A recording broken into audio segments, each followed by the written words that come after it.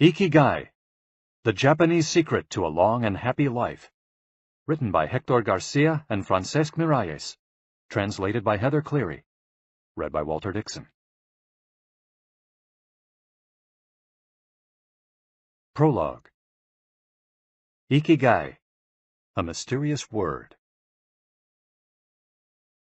This audiobook first came into being on a rainy night in Tokyo, when its authors sat down together for the first time in one of the city's tiny bars. We had each read each other's work, but had never met, thanks to the thousands of miles that separate Barcelona from the capital of Japan. Then a mutual acquaintance put us in touch, launching a friendship that led to this project, and seems destined to last a lifetime. The next time we got together, a year later, we strolled through a park in downtown Tokyo and ended up talking about trends in Western psychology, specifically logotherapy, which helps people find their purpose in life. We remarked that Viktor Frankl's logotherapy had gone out of fashion among practicing therapists, who favored other schools of psychology, though people still search for meaning in what they do and how they live. We ask ourselves things like, what is the meaning of my life? Is the point just to live longer, or should I seek a higher purpose? Why do some people know what they want and have a passion for life, while others languish in confusion? At some point in our conversation, the mysterious word Ikigai came up.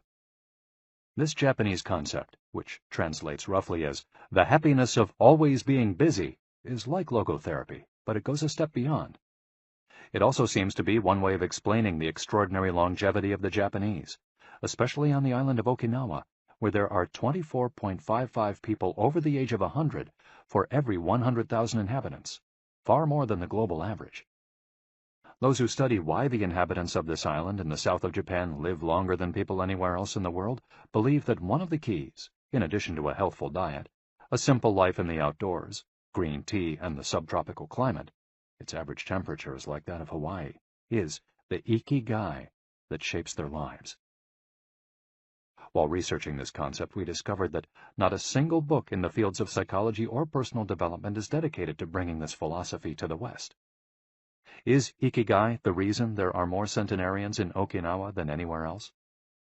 How does it inspire people to stay active until the very end? What is the secret to a long and happy life? As we explored the matter further, we discovered that one place in particular, Ogimi, a rural town on the north end of the island with a population of 3,000, boasts the highest life expectancy in the world, a fact that has earned it the nickname of the Village of Longevity. Okinawa is where most of Japan's shikuwasa, a lime-like fruit that packs an extraordinary antioxidant punch, comes from.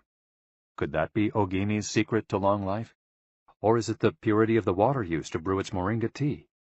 We decided to go study the secrets of the Japanese centenarians in person. After a year of preliminary research, we arrived in the village, where residents speak an ancient dialect and practice an animist religion that features long-haired forest sprites called bunagaya, with our cameras and recording devices in hand. As soon as we arrived, we could sense the incredible friendliness of its residents, who laughed and joked incessantly amid lush green hills fed by crystalline waters. As we conducted our interviews with the eldest residents of the town, we realized that something far more powerful than just these natural resources was at work. An uncommon joy flows from its inhabitants and guides them through the long and pleasurable journey of their lives. Again, the mysterious Ikigai. But what is it exactly?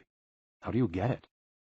It never ceased to surprise us that this haven of nearly eternal life was located precisely in Okinawa, where 200,000 innocent lives were lost at the end of World War II.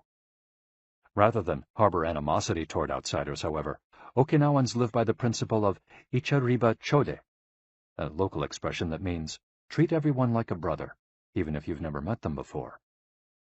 It turns out that one of the secrets to happiness of Ogimi's residents is feeling like part of a community. From an early age, they practice yui ma'aru, or teamwork, and so are used to helping one another. Nurturing friendships, eating light, getting enough rest, and doing regular, moderate exercise are all part of the equation of good health. But at the heart of the joie de vivre that inspires these centenarians to keep celebrating birthdays and cherishing each new day is their Ikigai. The purpose of this audiobook is to bring the secrets of Japan's centenarians to you, and give you the tools to find your own Ikigai, because those who discover their Ikigai have everything they need for a long and joyful journey through life. Happy travels. Hector Garcia and Francesc Miralles. Chapter 1. Ikigai, the art of staying young while growing old. What is your reason for being? According to the Japanese, everyone has an ikigai, what a French philosopher might call a raison d'etre. Some people have found their ikigai, while others are still looking, though they carry it within them.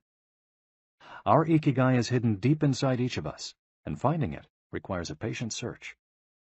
According to those born on Okinawa, the island with the most centenarians in the world, our ikigai is the reason we get up in the morning. Ikigai can be described as the common ground you find between what you're good at, what you love, what the world needs, and what you can be paid for. Whatever you do, don't retire.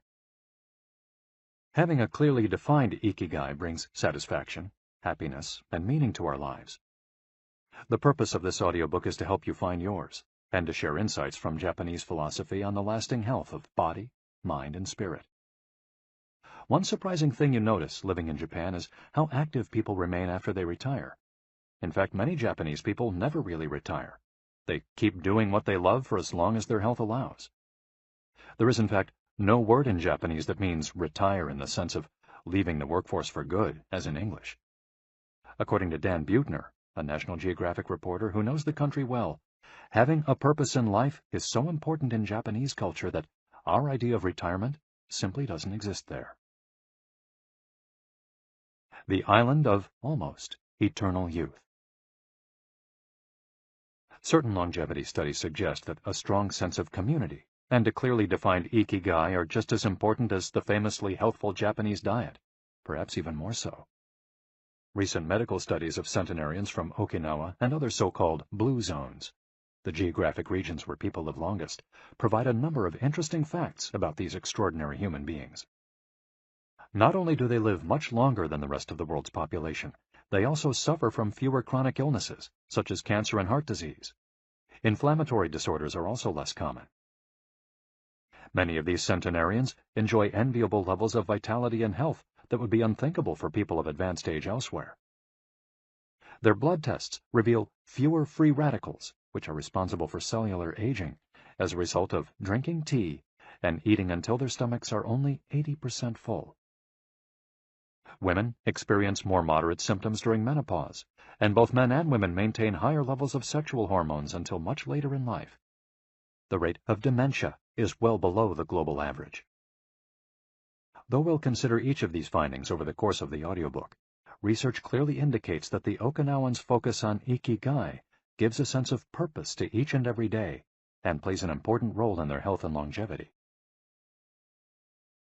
The characters behind Ikigai. In Japanese, Ikigai is written by combining a character which means life with another which means to be worthwhile, and that can be broken down to the characters which mean armor, number one, and to be the first, to head into battle, taking initiative as a leader, and another character which means beautiful or elegant.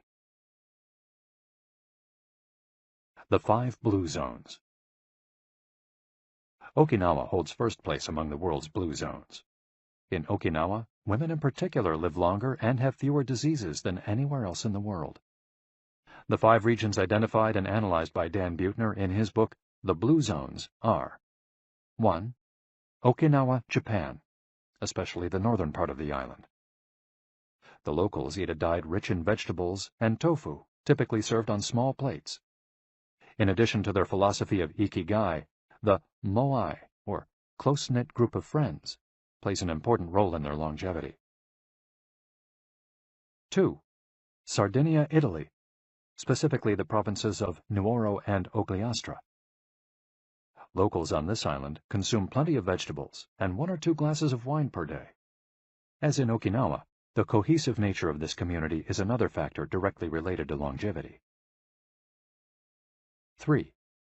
Loma Linda, California. Researchers studied a group of Seventh-day Adventists who are among the longest living people in the United States.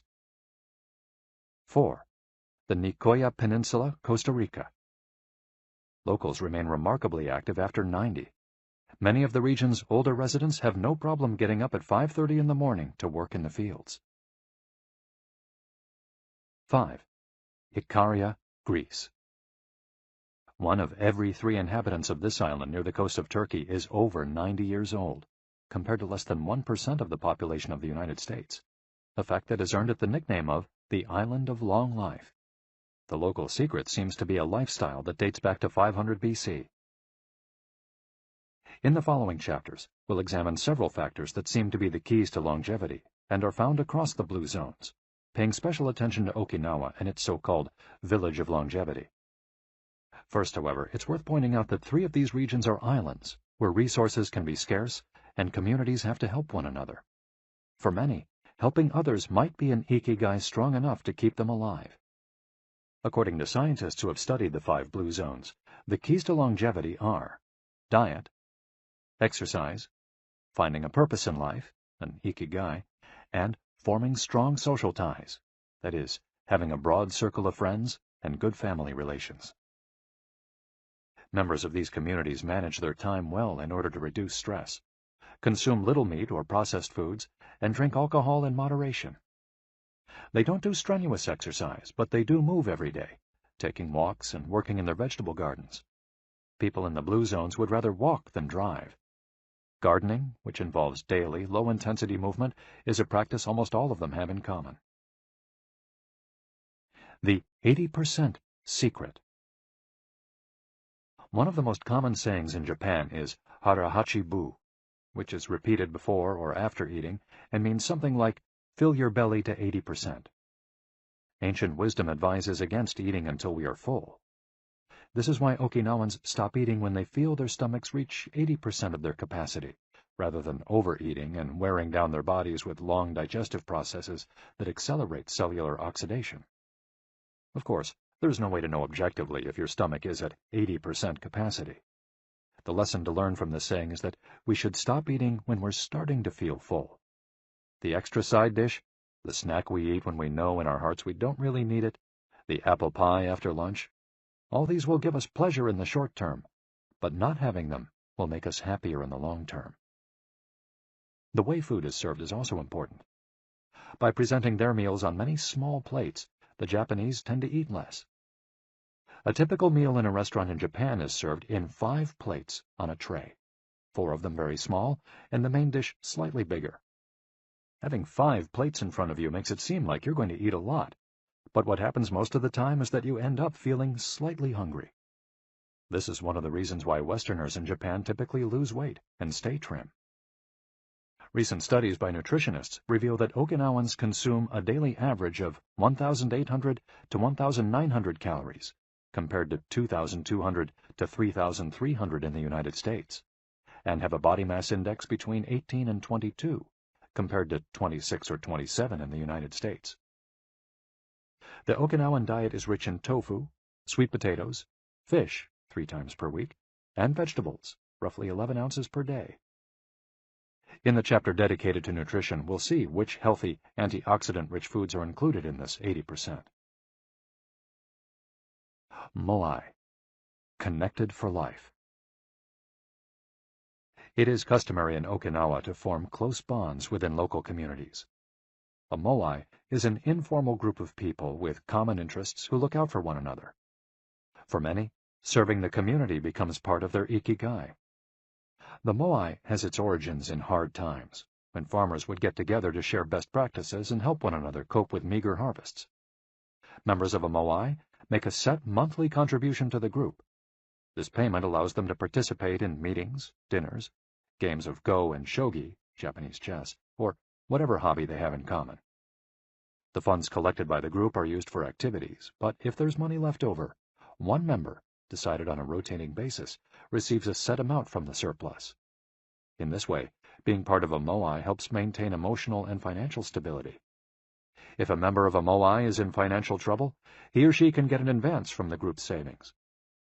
While the details of each moai's accounting practices vary according to the group and its economic means, the feeling of belonging and support gives the individual a sense of security and helps increase life expectancy. Following this brief introduction to the topics covered in this audiobook, we look at a few causes of premature aging in modern life, and then explore different factors related to Ikigai.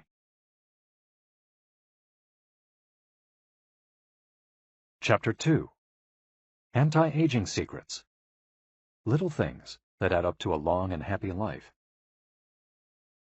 Aging's escape velocity and the rabbit. Imagine a sign far off in the future with a number on it that represents the age of your death. Every year that you live, you advance closer to the sign. When you reach the sign, you die. Now, imagine a rabbit holding the sign and walking to the future. Every year that you live, the rabbit is half a year as far away. After a while, you will reach the rabbit and die. But what if the rabbit could walk at a pace of 1 year for every year of your life? You would never be able to catch the rabbit, and therefore you would never die. The speed at which the rabbit walks to the future is our technology. The more we advance technology and knowledge of our bodies, the faster we can make the rabbit walk. Aging's escape velocity is the moment at which the rabbit walks at a pace of 1 year per year or faster, and we become immortal. Aging's escape velocity. For more than a century, we've managed to add an average of 0.3 years to our life expectancy every year. But what would happen if we had the technology to add a year of life expectancy every year? In theory, we would achieve biological immortality, having reached aging's escape velocity.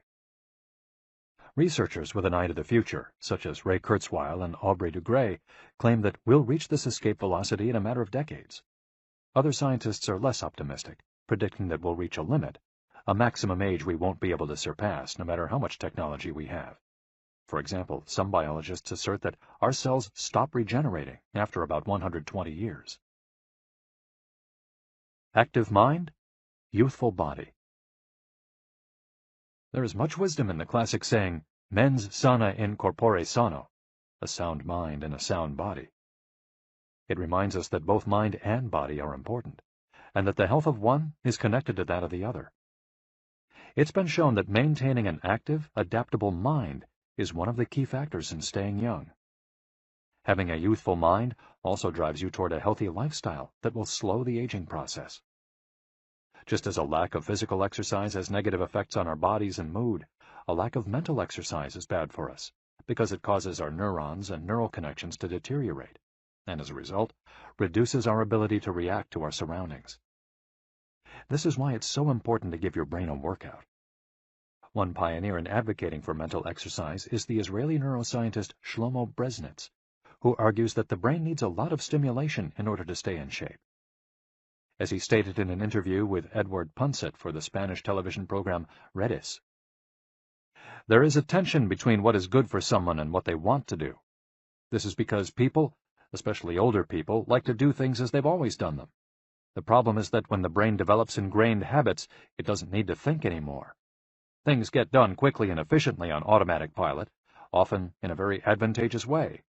This creates a tendency to stick to routines, and the only way of breaking these is to confront the brain with new information. Presented with new information, the brain creates new connections and is revitalized. This is why it's so important to expose yourself to change, even if stepping outside your comfort zone means feeling a bit of anxiety. The effects of mental training have been scientifically demonstrated. According to Collins Hemingway and Shlomo Bresnitz in their book Maximum Brain Power, Challenging the Brain for Health and Wisdom, mental training is beneficial on many levels. You begin exercising your brain by doing a certain task for the first time, he writes, and at first it seems very difficult, but as you learn how to do it, the training is already working. The second time you realize that it's easier, not harder to do because you're getting better at it. This has a fantastic effect on a person's mood. In and of itself, it's a transformation that affects not only the results obtained, but also his or her self-image. This description of a mental workout might sound a bit formal, but simply interacting with others, playing a game, for example, offers new stimuli and helps prevent the depression that can come with solitude.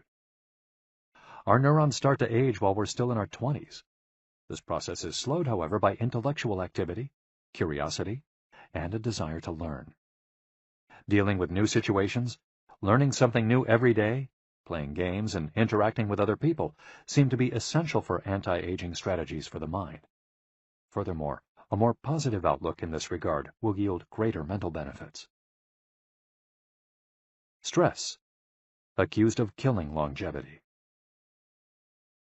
Many people seem older than they are.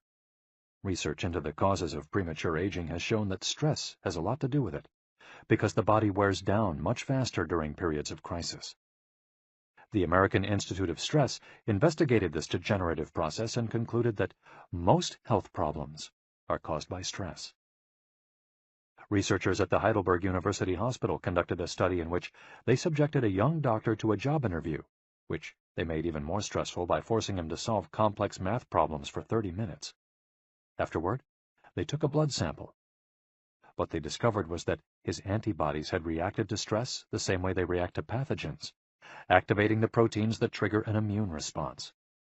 The problem is that this response not only neutralizes harmful agents, it also damages healthy cells, leading them to age prematurely.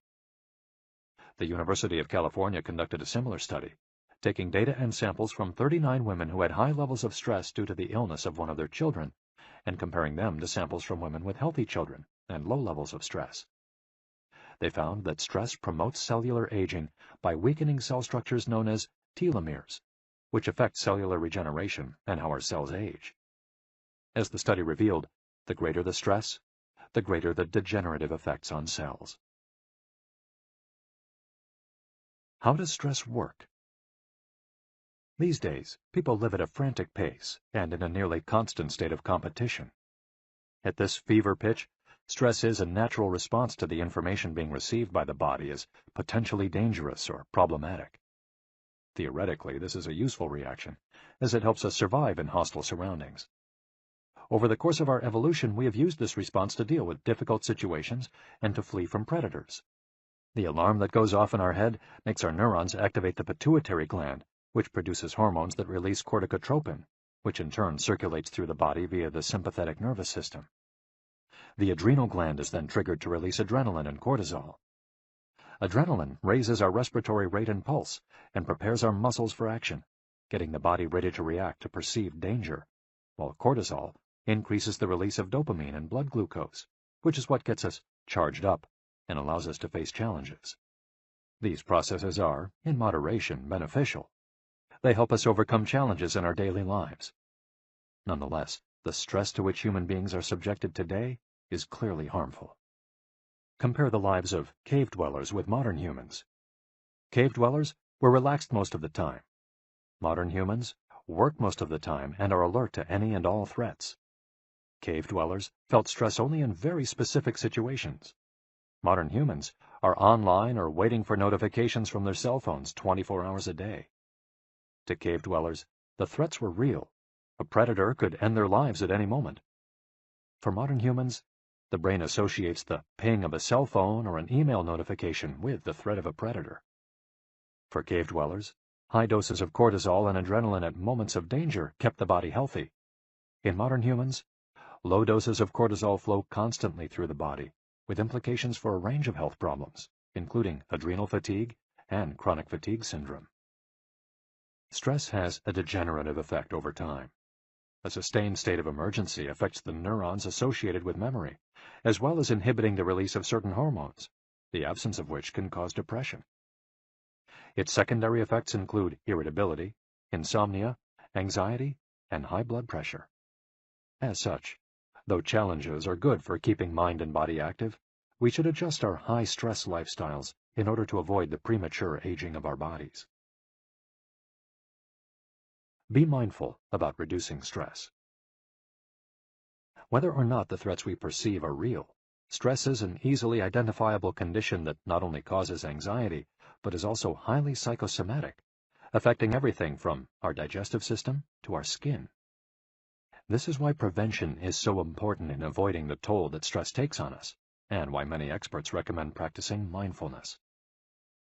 The central premise of this stress reduction method is focusing on the self, noticing our responses, even if they are conditioned by habit, in order to be fully conscious of them. In this way, we connect with the here and now and limit thoughts that tend to spiral out of control. We have to learn to turn off the autopilot that's steering us in an endless loop. We all know people who snack while talking on the phone or watching the news. You ask them if the omelet they just ate had an onion in it, and they can't tell you, says Roberto Alcibar, who abandoned his fast-paced life to become a certified instructor of mindfulness after an illness threw him into a period of acute stress. One way to reach such a state of mindfulness is through meditation, which helps filter the information that reaches us from the outside world. It can also be achieved through breathing exercises, yoga, and body scans. Achieving mindfulness involves a gradual process of training, but with a bit of practice, we can learn to focus our mind completely, which reduces stress and helps us live longer. A little stress is good for you. While sustained, intense stress is a known enemy of longevity and both mental and physical health, low levels of stress have been shown to be beneficial. After observing a group of test subjects for more than 20 years, Dr. Howard S. Friedman, a psychology professor at the University of California, Riverside, discovered that people who maintained a low level of stress, who faced challenges and put their heart and soul into their work in order to succeed, lived longer than those who chose a more relaxed lifestyle and retired earlier. From this, he concluded that a small dose of stress is a positive thing, as those who live with low levels of stress tend to develop healthier habits, smoke less, and drink less alcohol. Given this, it's not surprising that many of the supercentenarians, people who live to be 110 or more, whom you'll meet in this audiobook, talk about having lived intense lives and working well into old age. A lot of sitting will age you. In the Western world in particular, the rise in sedentary behavior has led to numerous diseases, such as hypertension and obesity, which in turn affect longevity. Spending too much time seated at work or at home not only reduces muscular and respiratory fitness, but also increases appetite and curbs the desire to participate in activities. Being sedentary can lead to hypertension, imbalanced eating, cardiovascular disease, osteoporosis, and even certain kinds of cancer. Recent studies have shown a connection between a lack of physical activity and the progressive distortion of telomeres in the immune system, which ages those cells, and in turn, the organism as a whole. This is a problem at all life stages, not only among adults. Sedentary children suffer from high rates of obesity and all its associated health issues and risks, which is why it's so important to develop a healthy and active lifestyle at an early age. It's easy to be less sedentary. It just takes a bit of effort and a few changes to your routine. We can access a more active lifestyle that makes us feel better inside and out. We just have to add a few ingredients to our everyday habits. Walk to work, or just go on a walk, for at least 20 minutes each day. Use your feet instead of an elevator or escalator. This is good for your posture, your muscles, and your respiratory system, among other things. Participate in social or leisure activities, so that you don't spend too much time in front of the television. Replace your junk food with fruit, and you'll have less of an urge to snack and more nutrients in your system. Get the right amount of sleep. 7 to 9 hours is good, but any more than that makes us lethargic. Play with children or pets, or join a sports team. This not only strengthens the body, but also stimulates the mind and boosts self-esteem. Be conscious of your daily routine in order to detect harmful habits and replace them with more positive ones. By making these small changes, we can begin to renew our bodies and minds and increase our life expectancy. A model's best-kept secret. Though we age both externally and internally, both physically and mentally, one of the things that tell us the most about people's age is their skin, which takes on different textures and colors according to processes going on beneath the surface. Most of those who make their living as models claim to sleep between 9 and 10 hours the night before a fashion show. This gives their skin a taut, wrinkle-free appearance and a healthy, radiant glow. Science has shown that sleep is a key anti-aging tool, because when we sleep, we generate melatonin, a hormone that occurs naturally in our bodies. The pineal gland produces it from the neurotransmitter serotonin, according to our diurnal and nocturnal rhythms, and it plays a role in our sleep and waking cycles. A powerful antioxidant, melatonin helps us live longer and also offers the following benefits. It strengthens the immune system. It contains an element that protects against cancer. It promotes the natural production of insulin. It slows the onset of Alzheimer's disease. It helps prevent osteoporosis and fight heart disease. For all these reasons, melatonin is a great ally in preserving youth. It should be noted, however, that melatonin production decreases after age 30. We can compensate for this by eating a balanced diet and getting more calcium, soaking up a moderate amount of sun each day, getting enough sleep, avoiding stress, alcohol, tobacco, and caffeine, all of which make it harder to get a good night's rest, depriving us of the melatonin we need. Experts are trying to determine whether artificially stimulating production of melatonin might help slow the aging process, which would confirm the theory that we already carry the secret to longevity within us. Anti-aging attitudes. The mind has tremendous power over the body and how quickly it ages. Most doctors agree that the secret to keeping the body young is keeping the mind active, a key element of Ikigai, and not caving in when we face difficulties throughout our lives. One study, conducted at Yeshiva University, found that the people who live the longest have two dispositional traits in common: a positive attitude and a high degree of emotional awareness. In other words, those who face challenges with a positive outlook and are able to manage their emotions are already well on their way toward longevity.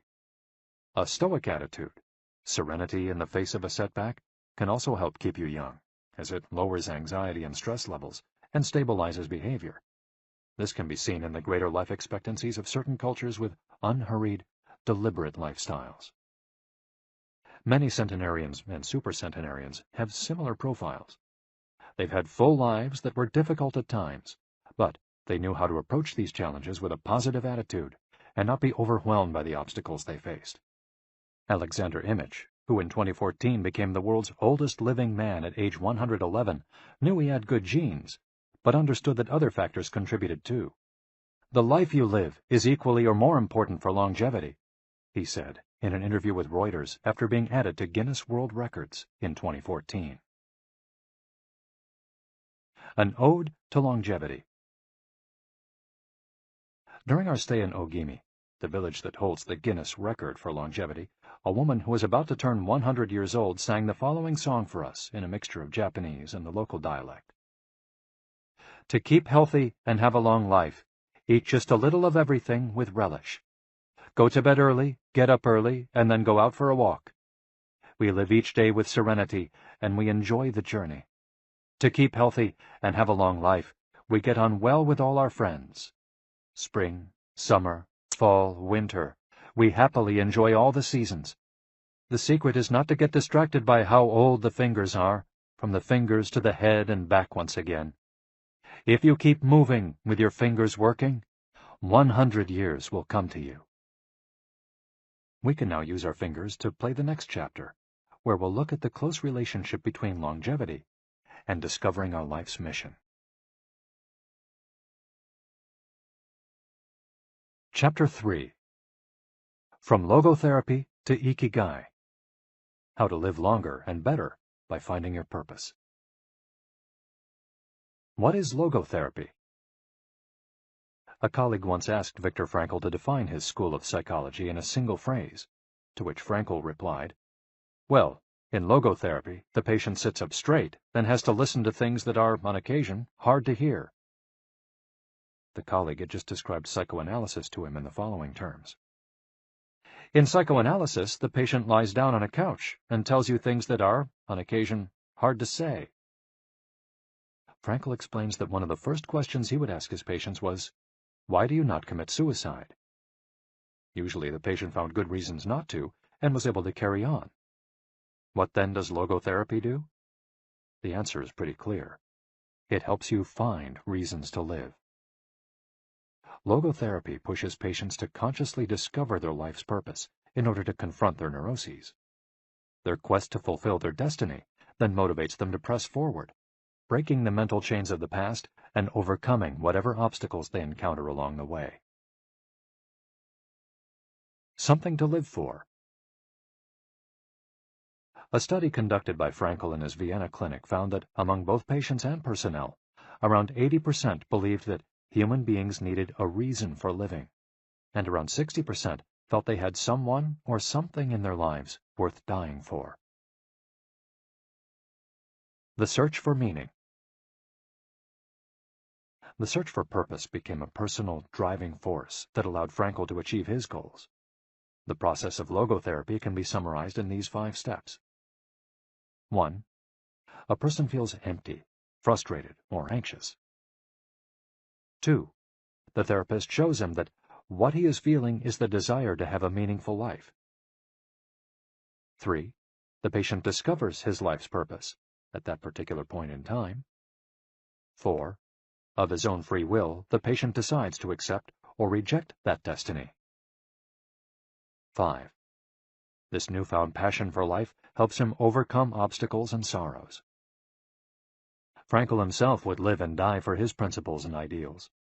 His experiences as a prisoner at Auschwitz showed him that everything can be taken from a man but one thing, the last of the human freedoms: to choose one's attitude in any given set of circumstances, to choose one's own way. It was something he had to go through alone, without any help, and it inspired him for the rest of his life. 10 differences between psychoanalysis and logotherapy. Psychoanalysis: the patient reclines on a couch, like a patient. Logotherapy: the patient sits facing the therapist, who guides him or her without passing judgment. Psychoanalysis is retrospective, it looks to the past. Logotherapy looks toward the future. Psychoanalysis is introspective, it analyzes neuroses. Logotherapy does not delve into the patient's neuroses. In psychoanalysis, the drive is toward pleasure. In logotherapy, the drive is toward purpose and meaning. Psychoanalysis centers on psychology. Logotherapy includes a spiritual dimension. Psychoanalysis works on psychogenic neuroses. Logotherapy also works on noogenic or existential neuroses. Psychoanalysis analyzes the unconscious origin of conflicts, instinctual dimension. Logotherapy deals with conflicts when and where they arise, spiritual dimension. Psychoanalysis limits itself to the patient's instincts. Logotherapy also deals with spiritual realities. Psychoanalysis is fundamentally incompatible with faith. Logotherapy is compatible with faith. Psychoanalysis seeks to reconcile conflicts and satisfy impulses and instincts. Logotherapy seeks to help the patient find meaning in his life and satisfy his moral principles. Fight for yourself. Existential frustration arises when our life is without purpose or when that purpose is skewed. In Frankl's view, however, there's no need to see this frustration as an anomaly or a symptom of neurosis. Instead, it can be a positive thing, a catalyst for change. Logotherapy does not see this frustration as mental illness, the way other forms of therapy do, but rather as spiritual anguish, a natural and beneficial phenomenon that drives those who suffer from it to seek a cure, whether on their own or with the help of others, and in so doing, find greater satisfaction in life. It helps them change their own destiny. Logotherapy enters the picture if a person needs help doing this, if he needs guidance in discovering his life's purpose, and later in overcoming conflict so he can keep moving towards his objective. In Man's Search for Meaning, Frankl cites one of Nietzsche's famous aphorisms: "He who has a why to live can bear with almost any how." Based on his own experience, Frankl believed that our health depends on that natural tension that comes from comparing what we've accomplished so far with what we'd like to achieve in the future. What we need, then, is not a peaceful existence, but a challenge we can strive to meet by applying all the skills at our disposal. Existential crisis, on the other hand, is typical of modern societies in which people do what they're told to do or what others do, rather than what they want to do. They often try to fill the gap between what is expected of them and what they want for themselves with economic power or physical pleasure, or by numbing their senses. It can even lead to suicide. Sunday neurosis, for example, is what happens when, without the obligations and commitments of the work week, the individual realizes how empty he is inside. he has to find a solution. Above all, he has to find his purpose, his reason for getting out of bed, his Ikigai. I feel empty inside. In a study conducted at the Vienna Polyclinic Hospital, Frankel's team found that 55% of the patients they interviewed were experiencing some degree of existential crisis. According to logotherapy, discovering one's purpose in life helps an individual fill that existential void. Frankel, a man who faced his problems and turned his objectives into actions, could look back on his life in peace as he grew old. He did not have to envy those still enjoying their youth, because he had amassed a broad set of experiences that showed he had lived for something. Better living through logotherapy. A few key ideas. We don't create the meaning of our life, as Sartre claimed. We discover it. We each have a unique reason for being, which can be adjusted or transformed many times over the years. Just as worry often brings about precisely the thing that was feared, excessive attention to a desire, or hyperintention, can keep that desire from being fulfilled. Humor can help break negative cycles and reduce anxiety. We all have the capacity to do noble or terrible things. The side of the equation we end up on depends on our decisions, not on the condition in which we find ourselves. In the following case studies, we'll look at 4 cases from Frankel's own practice in order to better understand the search for meaning and purpose. Case study: Viktor Frankl. In German concentration camps, as in those that would later be built in Japan and Korea, psychiatrists confirmed that the prisoners with the greatest chance of survival were those who had things they wanted to accomplish outside the camp, those who felt a strong need to get out of there alive. This was true of Frankl, who, after being released and successfully developing the school of logotherapy, realized he had been the first patient of his own practice. Frankl had a goal to achieve, and it made him persevere. He arrived at Auschwitz carrying a manuscript that contained all the theories and research he compiled over the course of his career, ready for publication. When it was confiscated, he felt compelled to write it all over again. And that need drove him, and gave his life meaning amid the constant horror and doubt of the concentration camp. So much so that over the years, and especially when he fell ill with typhus, he would jot down fragments and key words from the lost work on any scrap of paper he found. Case study: The American Diplomat. An important North American diplomat went to Frankl to pick up where he left off with a course of treatment he had started 5 years earlier in the United States. When Frankl asked him why he had started therapy in the first place, the diplomat answered that he hated his job and his country's international policies, which he had to follow and enforce. His American psychoanalyst, whom he had been seeing for years, insisted he make peace with his father, so that his government and his job, both representations of the paternal figure, would seem less disagreeable. Frankl, however, showed him in just a few sessions that his frustration was due to the fact that he wanted to pursue a different career, and the diplomat concluded his treatment with that idea in mind. 5 years later, the former diplomat informed Frankl that he had been working during that time in a different profession, and that he was happy. In Frankl's view, the man not only didn't need all those years of psychoanalysis, he also couldn't even really be considered a patient in need of therapy. He was simply someone in search of a new life's purpose. As soon as he found it, his life took on deeper meaning. Case study: The Suicidal Mother. The mother of a boy who had died at age 11 was admitted to Frankl's clinic after she tried to kill herself and her other son. It was this other son, paralyzed since birth, who kept her from carrying out her plan. He did believe his life had a purpose, and if his mother killed them both, it would keep him from achieving his goals. The woman shared her story in a group session. To help her, Frankl asked another woman to imagine a hypothetical situation in which she lay on her deathbed, old and wealthy, but childless. The woman insisted that, in that case, she would have felt her life had been a failure.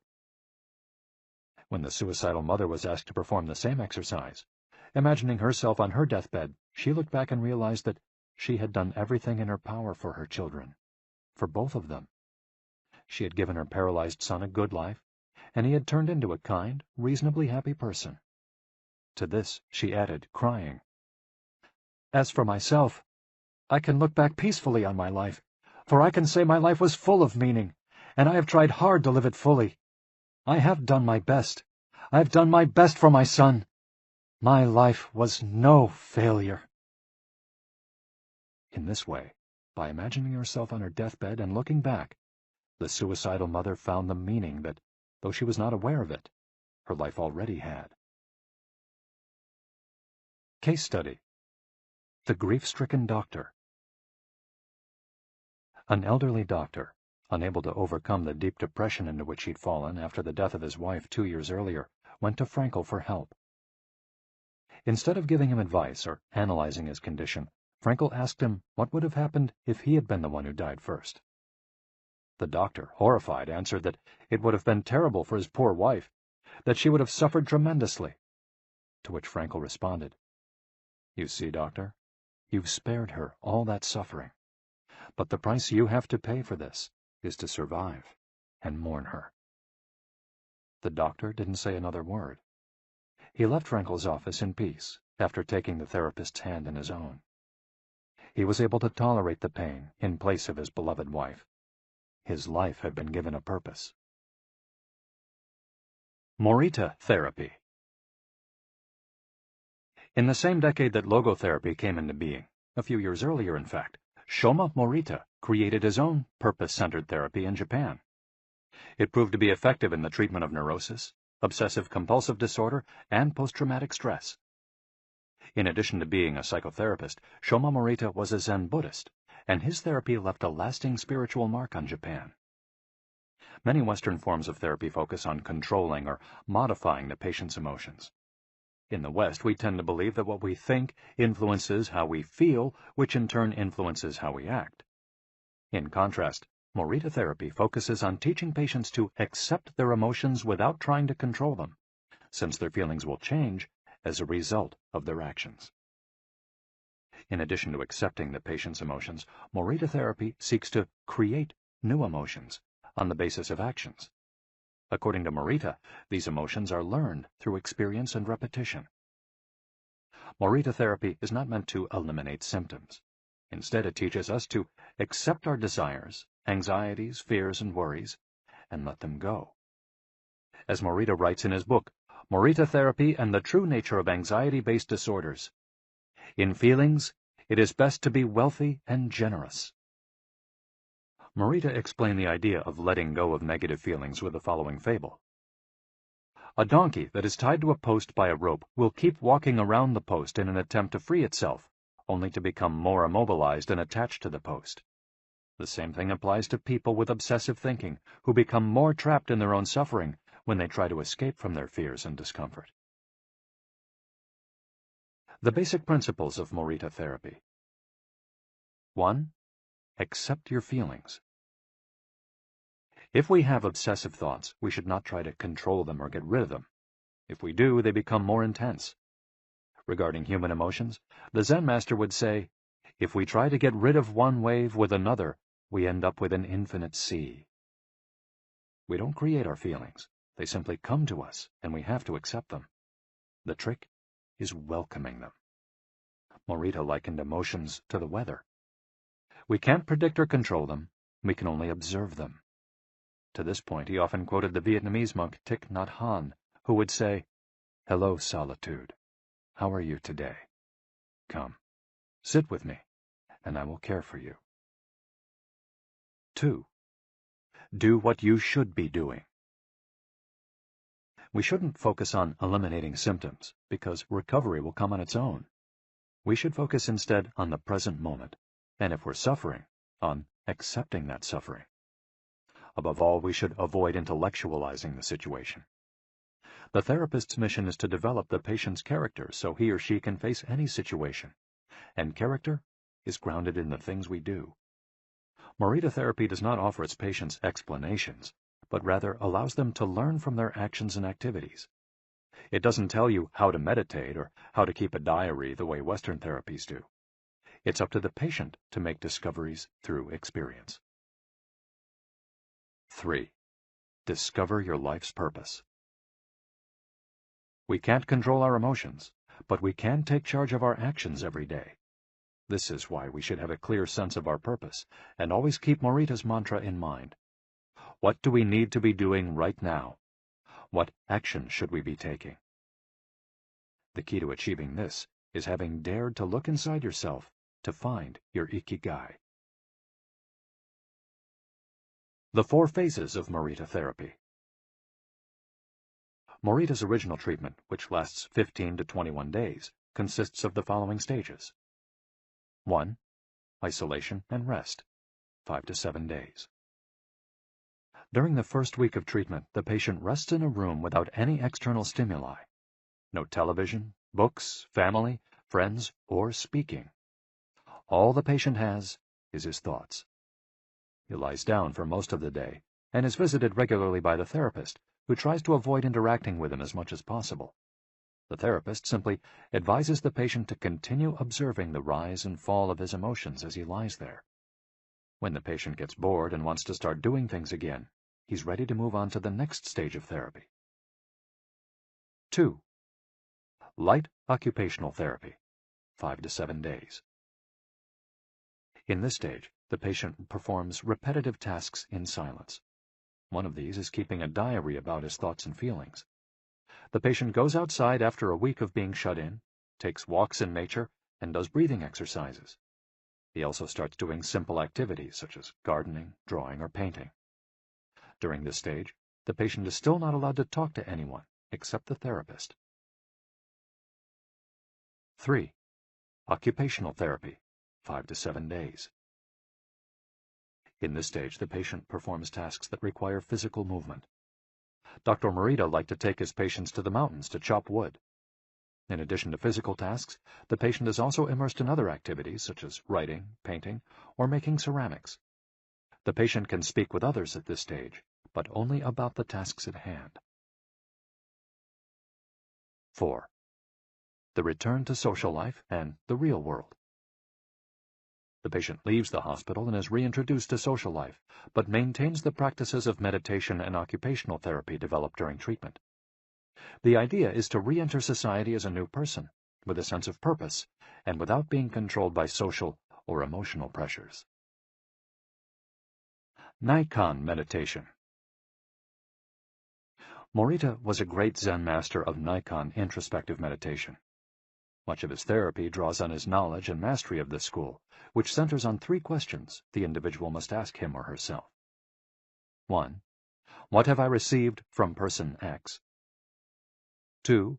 What have I given to person X? 3. What problems have I caused person X? Through these reflections, we stop identifying others as the cause of our problems and deepen our own sense of responsibility. As Morita said, if you are angry and want to fight, think about it for 3 days before coming to blows. After 3 days, the intense desire to fight will pass on its own. And now, Ikigai. Logotherapy and Morita therapy are both grounded in a personal, unique experience that you can access without therapists or spiritual retreats. The mission of finding your Ikigai, your existential fuel. Once you find it, it's only a matter of having the courage and making the effort to stay on the right path. In the following chapters, we'll take a look at the basic tools you'll need to get moving along that path.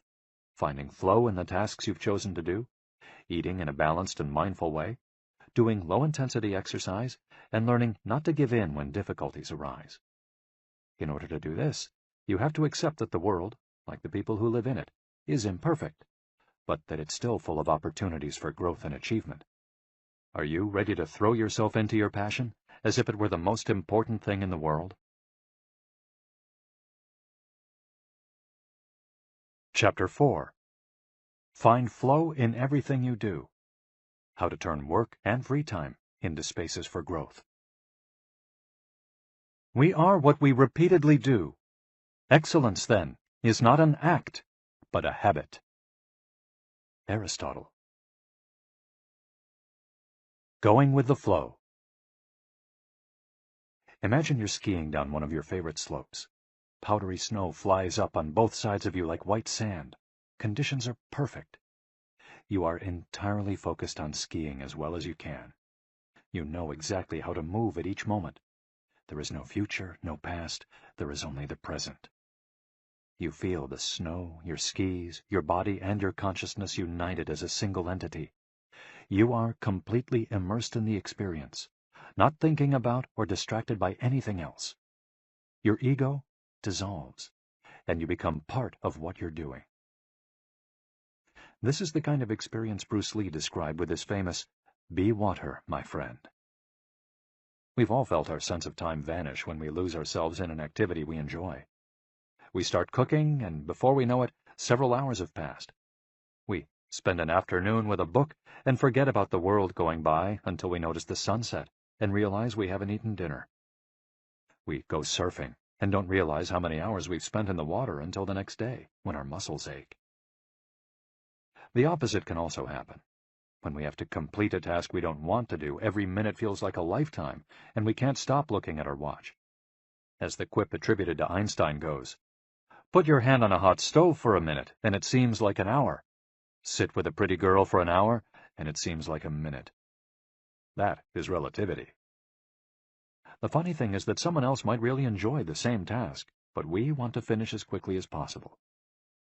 What makes us enjoy doing something so much that we forget about whatever worries we might have while we do it? When are we happiest? These questions can help us discover our Ikigai. The power of flow. These questions are also at the heart of psychologist Mihai Csikszentmihalyi's research into the experience of being completely immersed in what we're doing. Csikszentmihalyi called this state flow and described it as the pleasure, delight, creativity, and process when we are completely immersed in life. There is no magic recipe for finding happiness, for living according to your Ikigai, but one key ingredient is the ability to reach this state of flow, and, through this state, have an optimal experience. In order to achieve this optimal experience, we have to focus on increasing the time we spend on activities that bring us to this state of flow, rather than allowing ourselves to get caught up in activities that offer immediate pleasure, like eating too much, abusing drugs or alcohol, or stuffing ourselves with chocolate in front of the TV. As Csikszentmihalyi asserts in his book, Flow, The Psychology of Optimal Experience, flow is the state in which people are so involved in an activity that nothing else seems to matter. The experience itself is so enjoyable that people will do it, even at great cost, for the sheer sake of doing it. It's not only creative professionals who require the high doses of concentration that promote flow. Most athletes, chess players, and engineers also spend much of their time on activities that bring them to this state. According to Csikszentmihalyi's research, a chess player feels the same way upon entering a state of flow as a mathematician working on a formula, or a surgeon performing an operation. A professor of psychology, Csikszentmihalyi analyzed data from people around the world and discovered that flow is the same among individuals of all ages and cultures. In New York and Okinawa, we all reach a state of flow in the same way. But what happens to our mind when we're in that state? When we flow, we're focused on a concrete task without any distractions. Our mind is in order. The opposite occurs when we try to do something while our mind is on other things. The 7 conditions for achieving flow. According to researcher Owen Schaffer of DePaul University, the requirements for achieving flow are 1. Knowing what to do. 2. Knowing how to do it. 3. Knowing how well you're doing. 4. Knowing where to go, where navigation is involved. 5. Perceiving significant challenges. 6. Perceiving significant skills. 7. Being free from distractions. If you often find yourself losing focus while working on something you consider important, there are several strategies you can employ to increase your chances of achieving.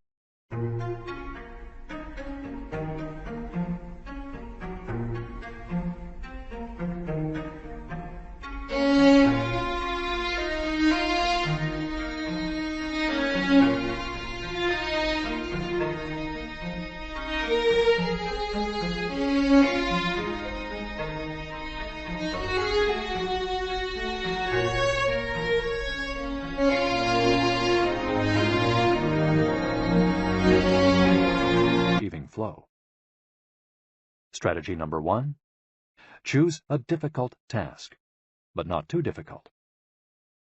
Schaffer's model encourages us to take on tasks that we have a chance of completing, but that are slightly outside our comfort zone. Every task, sport or job, has a set of rules, and we need a set of skills to follow them. If the rules for completing a task or achieving a purpose are too basic relative to our skill set, we'll likely get bored. Activities that are too easy lead to apathy. If, on the other hand, we assign ourselves to a task that is too difficult, we won't have the skills to complete it, and will almost certainly give up, and feel frustrated to boot. The ideal is to find a middle path, something aligned with our abilities, but just a bit of a stretch, so we experience it as a challenge. That's what Ernest Hemingway meant when he said, "Sometimes I write better than I can."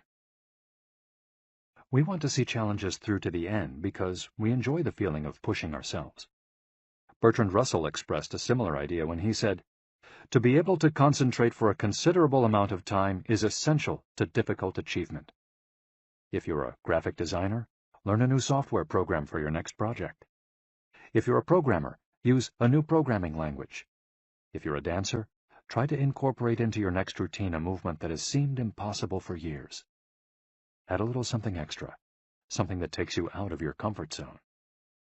Even doing something as simple as reading means following certain rules, having certain abilities and knowledge.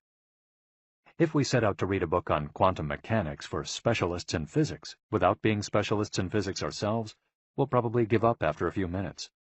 On the other end of the spectrum, if we already know everything a book has to tell us, we'll get bored right away.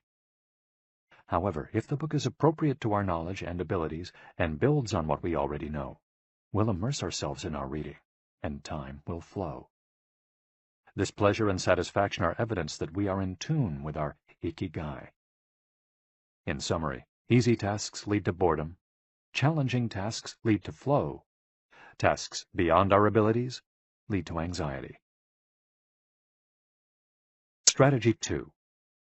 Have a clear, concrete objective. Video games, played in moderation, board games, and sports are great ways to achieve flow because the objective tends to be very clear. Beat your rival or your own record while following a set of explicitly defined rules. Unfortunately, the objective isn't quite as clear in most situations.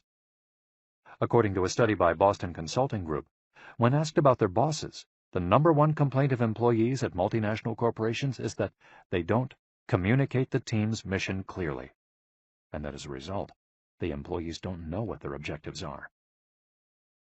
What often happens, especially in big companies, is that the executives get lost in the details of obsessive planning, creating strategies to hide the fact that they don't have a clear objective. It's like heading out to sea with a map, but no destination. It's much more important to have a compass pointing to a concrete objective than to have a map.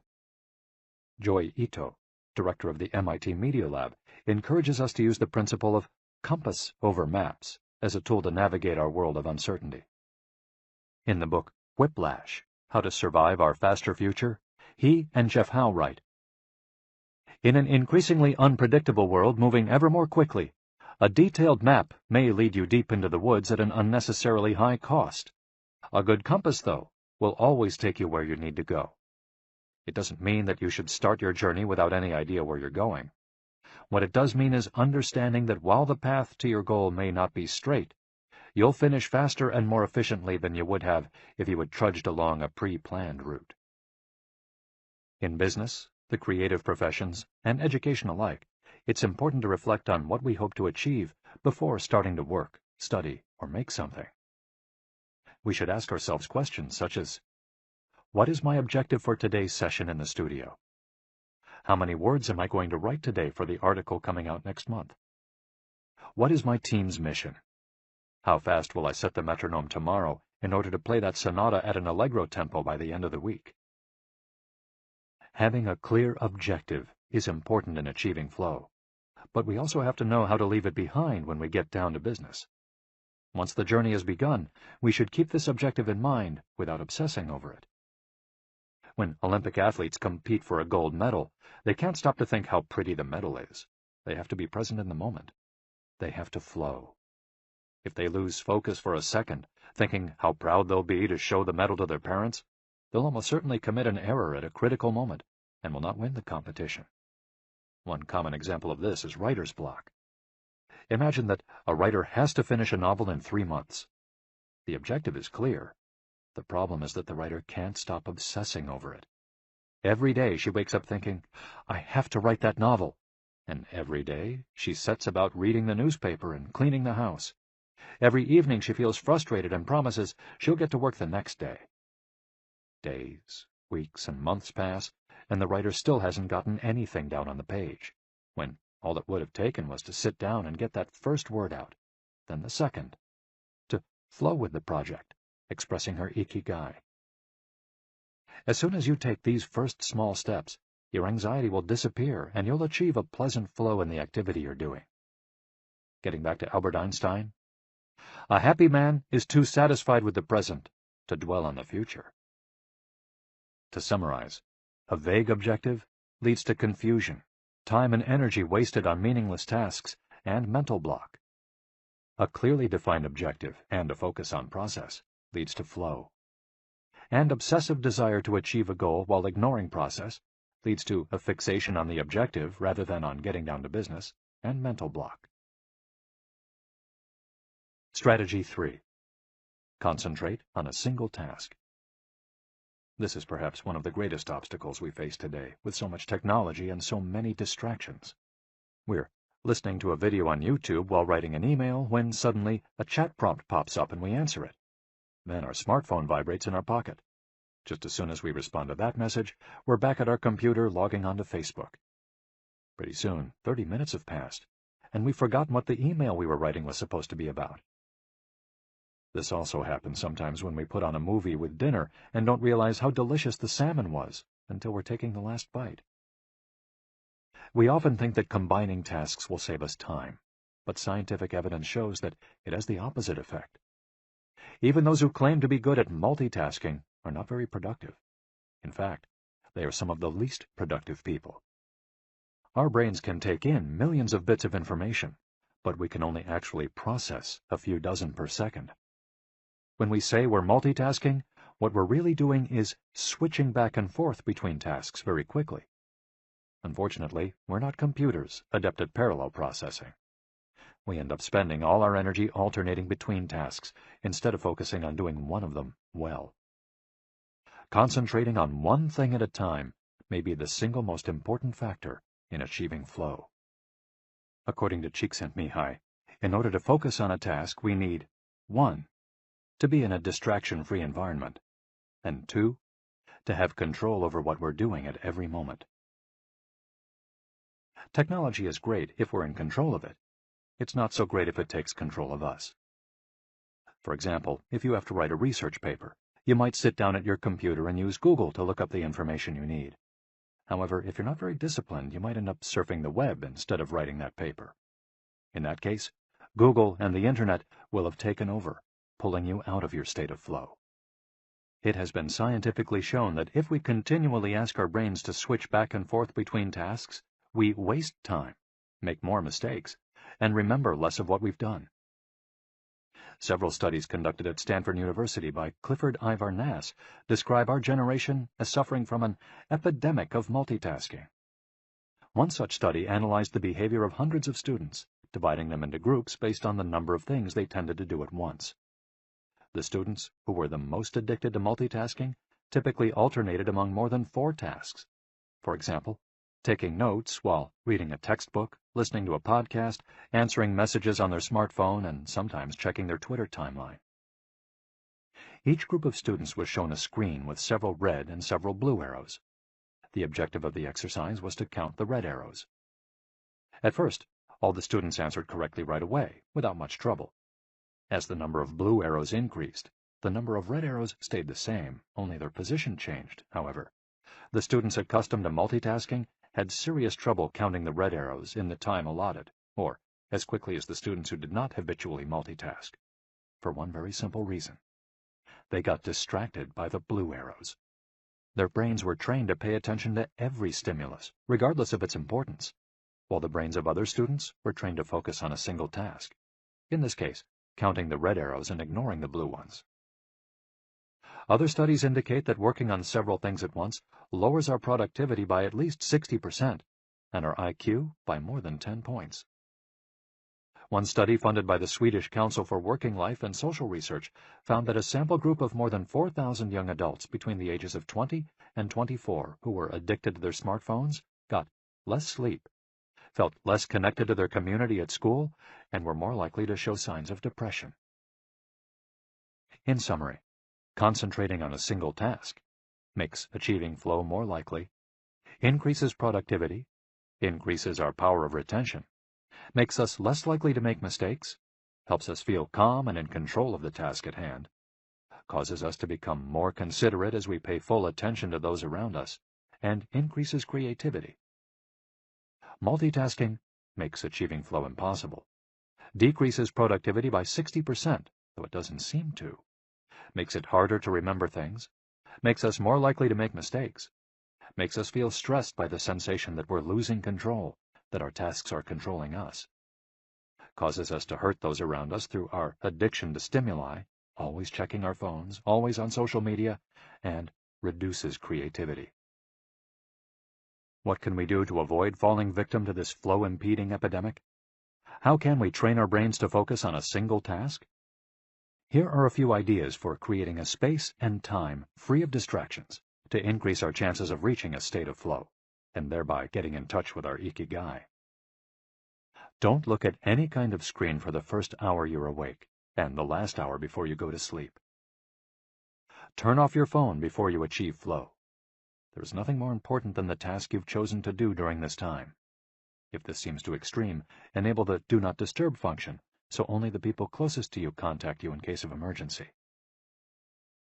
Designate one day of the week, perhaps a Saturday or Sunday, a day of technical fasting, making exceptions for e-readers without Wi-Fi or MP3 players. Go to a cafe that doesn't have Wi-Fi. Read and respond to email only once or twice per day. Define those times clearly and stick to them. Try the Pomodoro technique. Get yourself a kitchen timer. Some are made to look like a pomodoro or a tomato, and commit to working on a single task as long as it's running. The Pomodoro technique recommends 25 minutes of work and 5 minutes of rest for each cycle, but you can also do 50 minutes of work and 10 minutes of rest. Find the pace that's best for you. The most important thing is to be disciplined in completing each cycle. Start your work session with a ritual you enjoy, and end it with a reward. Train your mind to return to the present when you find yourself getting distracted. Practice mindfulness or another form of meditation. Go for a walk or a swim, whatever will help you get centered again. Work in a space where you will not be distracted. If you can't do this at home, go to a library, a cafe, or, if your task involves playing the saxophone, a music studio. If you find that your surroundings continue to distract you, keep looking until you find the right place. Divide each activity into groups of related tasks and assign each group its own place and time. For example, if you're writing a magazine article, you could do research and take notes at home in the morning, write in the library in the afternoon, and edit on the couch at night. Bundle routine tasks, such as sending out invoices, making phone calls, and so on, and do them all at once. A summary of the advantages of flow versus the disadvantages of distraction. A focused mind versus a wandering mind. Living in the present versus thinking about the past and the future. Being free from worry versus having concerns about our daily life and the people around us invading our thoughts. Having the hours fly by versus having every minute seem endless. With flow, we feel in control. With distraction, we lose control and fail to complete the task at hand, or other tasks or people keep us from our work. With flow, we prepare thoroughly. With distraction, we act without being prepared. With flow, we know what we should be doing at any given moment. When distracted, we frequently get stuck and don't know how to proceed. With flow, our mind is clear and overcomes all obstacles to the flow of thought. With distraction, we're plagued by doubts, concerns, and low self-esteem. With flow, it's pleasant. With distraction, it's boring and exhausting. And with flow, our ego fades. We're not the ones controlling the activity or task we're doing. the task is leading us, and with distraction, constant self-criticism, our ego is present, and we feel frustrated. Flow in Japan. Takumis, engineers, geniuses, and otakus. What do takumis, artisans, engineers, inventors, and otakus, fans of anime and manga, have in common? They all understand the importance of flowing with their ikigai at all times. One widespread stereotype about people in Japan is that they're exceptionally dedicated and hard-working, even though some Japanese people say they look like they're working harder than they really are. There is no doubt, though, about their ability to be completely absorbed in a task, or about their perseverance when there's a problem to be solved. One of the first words one learns when starting Japanese lessons is ganbaru, which means to persevere, or to stay firm by doing one's best. Japanese people often apply themselves to even the most basic tasks with an intensity that borders on obsession. We see this in all kinds of contexts, from the retirees taking meticulous care of their rice fields in the mountains of Nagano to the college students working the weekend shift in convenience stores known as konbinis. If you go to Japan, you'll experience this attention to detail firsthand in almost every transaction. Walk into one of the stores that sell handcrafted objects in Naha, Kanazawa, or Kyoto, and you'll also discover that Japan is a treasure trove of traditional craftwork. The people of Japan have a unique talent for creating new technologies while preserving artisanal traditions and techniques. The art of the takumi. Toyota employs artisans who are able to make a certain type of screw by hand. These takumi, or experts in a particular manual skill, are extremely important at Toyota, and they are hard to replace. Some of them are the only people who know how to perform their exact skill, and it doesn't seem as though a new generation is going to take up the mantle. Turntable needles are another example.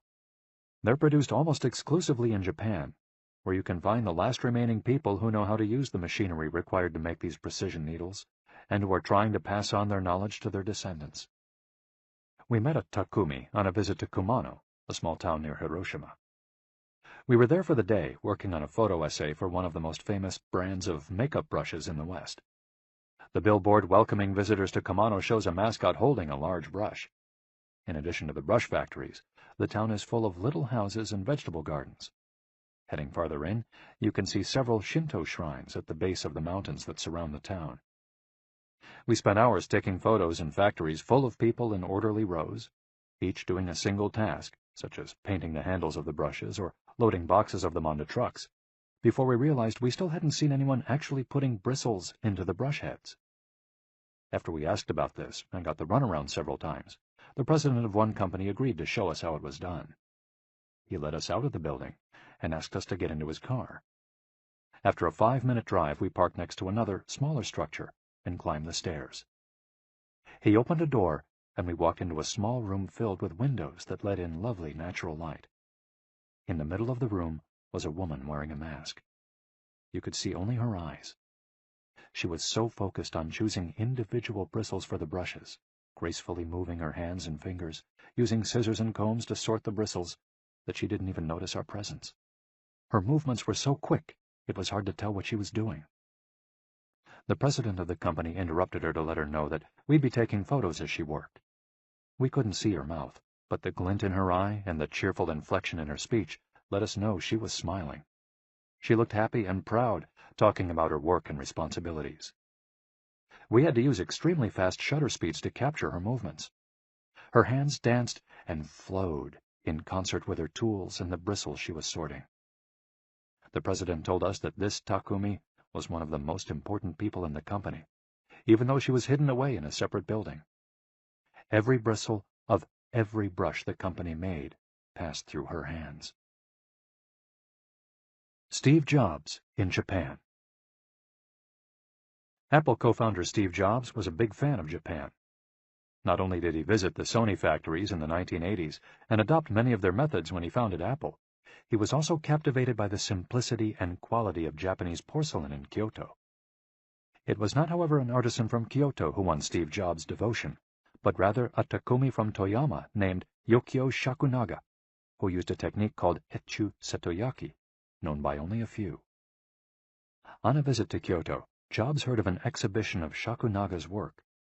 He immediately understood that there was something special about Shakunaga's porcelain.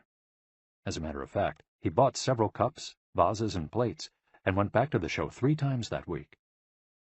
Jobs returned to Kyoto several times over the course of his life in search of inspiration, and ended up meeting Shakunaga in person. It is said that Jobs had many questions for him, almost all of them about the fabrication process and the type of porcelain he used. Shakunaga explained that he used white porcelain he extracted himself from mountains in the Toyama prefecture, making him the only artist of his ilk familiar with the fabrication process of porcelain objects from their origins in the mountains to their final form, an authentic takumi. Jobs was so impressed that he considered going to Toyama to see the mountain where Shakunaga got his porcelain, but thought better of it when he heard that it was more than 4 hours by train from Kyoto. In an interview after Jobs' death, Shakunaga said he was very proud that his work had been appreciated by the man who created the iPhone. He added that Jobs' last purchase from him had been a set of 12 teacups. Jobs had asked for something special, a new style. To satisfy this request, Shakunaga made 150 teacups in the process of testing out new ideas. Of these, he chose the 12 best and sent them to the Jobs family. Ever since his first trip to Japan, Jobs was fascinated and inspired by the country's artisans, engineers, especially at Sony, philosophy, especially Zen, and cuisine, especially sushi. Sophisticated simplicity. What do Japanese artisans, engineers, Zen philosophy, and cuisine have in common? Simplicity and attention to detail. It is not a lazy simplicity, but a sophisticated one that searches out new frontiers, always taking the object, the body and mind, or the cuisine to the next level, according to one's Ikigai. As Csikszentmihalyi would say, the key is always having a meaningful challenge to overcome in order to maintain flow. The documentary Jiro Dreams of Sushi gives us another example of a takumi, this time in the kitchen. Its protagonist has been making sushi every day for more than 80 years and owns a small sushi restaurant near the Ginza subway station in Tokyo. He and his son go every day to the famous Tsukiji fish market and choose the best fish to bring back to the restaurant. In the documentary, we see one of Jiro's apprentices learning to make tamago, a thin, slightly sweet omelet. No matter how hard he tries, he can't get Jiro's approval. He keeps practicing for years until he finally does. Why does the apprentice refuse to give up? Doesn't he get bored cooking eggs every day? No, because making sushi is his Ikigai too. Both Jiro and his son are culinary artists. They don't get bored when they cook. They achieve a state of flow. They enjoy themselves completely when they're in the kitchen. That is their happiness, their Ikigai. They've learned to take pleasure in their work, to lose their sense of time.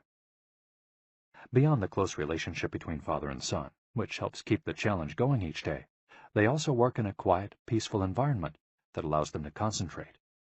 Even after receiving a 3-star rating from Michelin, they never considered opening other locations or expanding the business. They serve just 10 patrons at a time at the bar of their small restaurant. Jiro's family isn't looking to make money. Instead, they value good working conditions and creating an environment in which they can flow while making the best sushi in the world. Jiro, like Yukio Shakunaga, begins his work at the source. He goes to the fish market to find the best tuna. Shakunaga goes to the mountains to find the best porcelain. When they get down to work, both become one with the object they're creating. This unity with the object that they reach in a state of flow takes on special meaning in Japan, where, according to Shintoism, forests, trees, and objects have a kami, spirit or god within them. When someone, whether an artist, an engineer, or a chef, sets out to create something, his or her responsibility is to use nature to give it life, while respecting that nature at every moment. During this process, the artisan becomes one with the object and flows with it. An ironworker would say that metal has a life of its own, just as someone making ceramics would say the clay does. The Japanese are skilled at bringing nature and technology together, not man versus nature, but a union of the two. The purity of Ghibli. There are those who say that the Shinto value of being connected with nature is vanishing. One of the harshest critics of this loss is another artist with a clearly defined Ikigai, Hayao Miyazaki, the director of the animated films produced by Studio Ghibli. In nearly all his films, we see humans, technology, fantasy, and nature in a state of conflict, and in the end, coming together. One of the most poignant metaphors in his film, Spirited Away, is an obese spirit covered in trash that represents pollution of the rivers. In Miyazaki's films, forests have personalities, trees have feelings, and robots befriend birds. Considered a national treasure by the Japanese government, Miyazaki is an artist capable of becoming completely absorbed in his art. He uses a cell phone from the late 1990s, and he makes his entire team draw by hand. He directs his films by rendering on paper even the tiniest detail, achieving flow by drawing, not by using a computer. Thanks to this obsession on the director's part, Studio Ghibli is one of the only studios in the world where almost the entire production process is carried out using traditional techniques. Those who have visited Studio Ghibli know that it's fairly typical on a given Sunday to see a solitary individual tucked away in a corner, hard at work. A man in simple clothes who will greet them with an "Ohayo," hello, without looking up. Miyazaki is so passionate about his work that he spends many Sundays in the studio, enjoying the state of flow, putting his Ikigai above all else. Visitors know that under no circumstances is one to bother Miyazaki, who is known for his quick temper, especially if he is interrupted while drawing. In 2013, Miyazaki announced he was going to retire. To commemorate his retirement, the television station NHK made a documentary showing him in his last days at work. He is drawing in nearly every scene of the film. In one scene, several of his colleagues are seen coming out of a meeting, and there he is, drawing in a corner, paying no attention to them. In another scene, he is shown walking to work on December 30th, a national holiday in Japan, and opening the doors of Studio Ghibli so he can spend the day there, drawing alone. Miyazaki can't stop drawing. The day after his retirement, instead of going on vacation or staying at home, he went to Studio Ghibli and sat down to draw. His colleagues put on their best poker faces, not knowing what to say. 1 year later, he announced he wouldn't make any more feature films, but that he would keep on drawing until the day he died. Can someone really retire if he's passionate about what he does? The recluses. It is not only the Japanese who have this capacity. There are artists and scientists all over the world with strong, clear Ikigais. They do what they love until their dying day. The last thing Einstein wrote before closing his eyes forever was a formula that attempted to unite all the forces of the universe in a single theory. When he died, he was still doing what he loved. If he hadn't been a physicist, he said, he would have been happy as a musician. When he wasn't focused on physics or mathematics, he enjoyed playing the violin. Reaching a state of flow while working on his formulas or playing music, his two Ikigais, brought him endless pleasure. Many such artists might seem misanthropic or reclusive, but what they are really doing is protecting the time that brings them happiness, sometimes at the expense of other aspects of their lives. They are outliers who apply the principles of flow to their lives to an extreme. Another example of this kind of artist is the novelist Haruki Murakami. He sees only a close circle of friends and appears in public in Japan only once every few years. Artists know how important it is to protect their space, control their environment, and be free from distractions if they want to flow with their Ikigai. Microflow. Enjoying mundane tasks. But what happens when we have to, say, do the laundry, mow the lawn, or attend to paperwork? Is there a way to make these mundane tasks enjoyable? Near the Shinjuku subway station, in one of the neural centers of Tokyo, there is a supermarket that still employs elevator operators. The elevators are fairly standard and could easily be operated by the customers, but the store prefers to provide the service of someone holding the door open for you, pushing the button for your floor, and bowing as you exit. If you ask around, you'll learn that there is one elevator operator who has been doing the same job since 2004. She is always smiling and enthusiastic about her work. How is she able to enjoy such a job? Doesn't she get bored doing something so repetitive? On closer inspection, it becomes clear that the elevator operator is not just pushing buttons, but is instead performing a whole sequence of movements. She begins by greeting the customers with a song-like salutation, followed by a bow and a welcoming wave of the hand. Then she presses the elevator button with a graceful movement, as though she is a geisha offering a client a cup of tea. Csikszentmihalyi calls this microflow. We've all been bored in a class or at a conference and started doodling to keep ourselves entertained, or whistled while painting a wall. If we're not truly being challenged, we get bored and add a layer of complexity to amuse ourselves. Our ability to turn routine tasks into moments of microflow, into something we enjoy, is key to our being happy, since we all have to do such tasks. Even Bill Gates washes the dishes every night. He says he enjoys it, that it helps him relax and clear his mind, and that he tries to do it a little better each day, following an established order or set of rules he's made for himself. Plates first, forks second, and so on. It's one of his daily moments of microflow. Richard Feynman, one of the most important physicists of all time, also took pleasure in routine tasks. W. Daniel Hillis, one of the founders of the supercomputer manufacturer Thinking Machines, hired Feynman to work on the development of a computer that could handle parallel processing when he was already world famous. He says Feynman showed up on his first day of work and said, "Okay, boss, what's my assignment?" They didn't have anything prepared, so they asked him to work on a certain mathematical problem. He immediately realized they were giving him an irrelevant task to keep him busy and said, "That sounds like a bunch of baloney. Give me something real to do." So they sent him to a nearby shop to buy office supplies, and he completed his assignment with a smile on his face. When he didn't have something important to do or needed to rest his mind, Feynman dedicated himself to microflowing, say, painting the office walls. Weeks later, after visiting the Thinking Machines offices, a group of investors declared, "You have a Nobel laureate in there, painting walls and soldering circuits."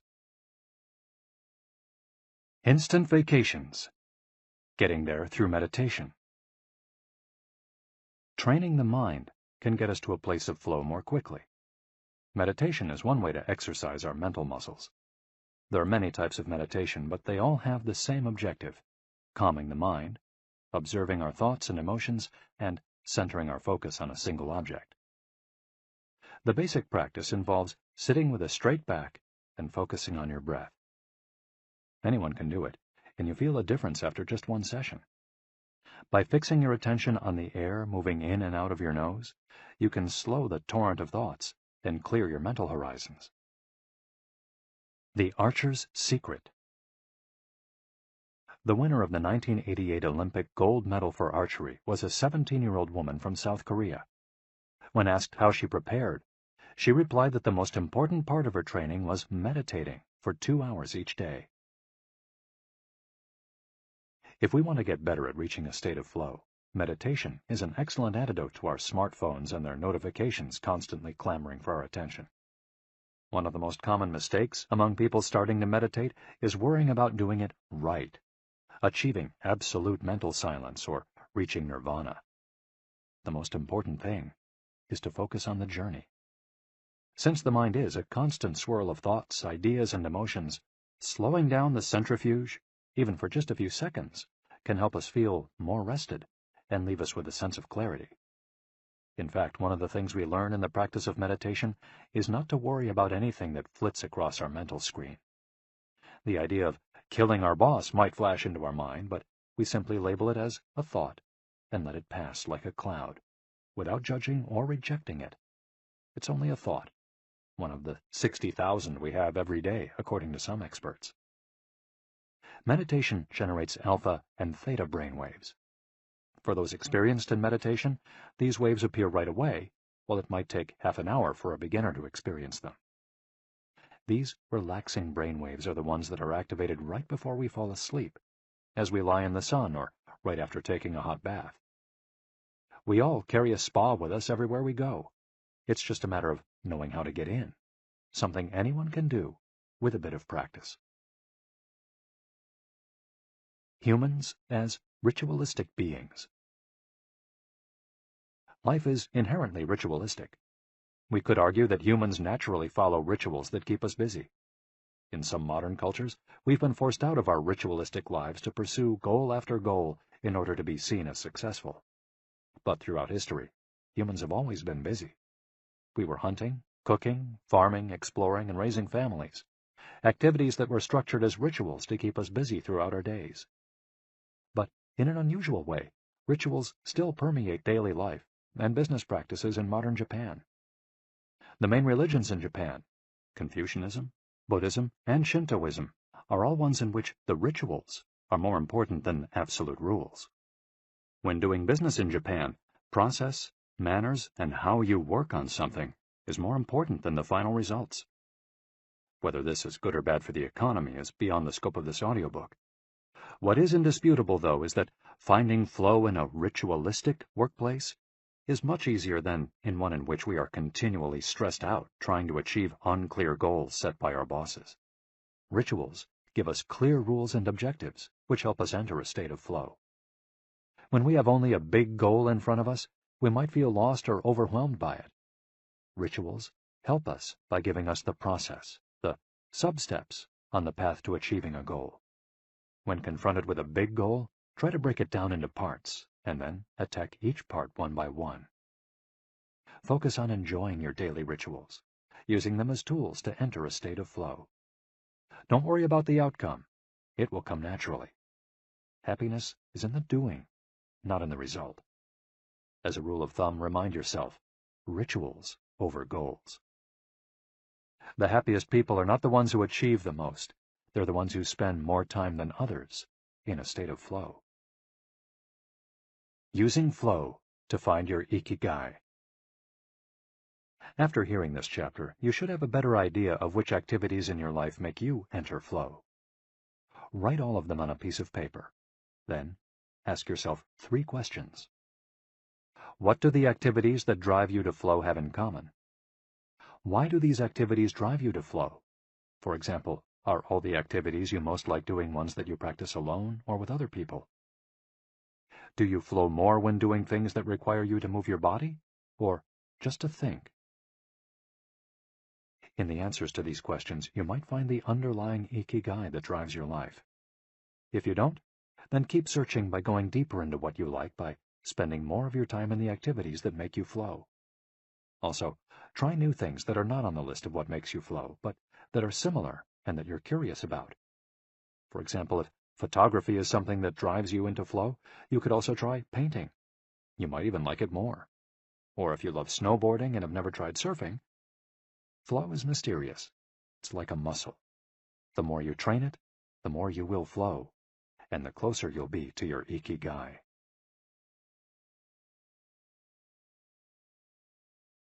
Chapter 5. Masters of Longevity. Words of wisdom from the longest living people in the world. When we started working on this audiobook, we didn't want to just research the factors that contribute to a long and happy life. We wanted to hear from the true masters of this art. The interviews we conducted in Okinawa merit their own chapter, but in the section that precedes it, we've provided an overview of the life philosophies of a few international champions of longevity. We're talking about super centenarians, people who live to 110 years of age or more. The term was coined in 1970 by Norris McWhirter, editor of the Guinness Book of World Records. Its use became more widespread in the 1990s after it appeared in William Strauss and Neil Howe's Generations. Today, there are an estimated 300 to 450 super centenarians in the world, although the age of only around 75 of them has been confirmed. They aren't superheroes, but we could see them as such for having spent far more time on this planet than the average life expectancy would predict.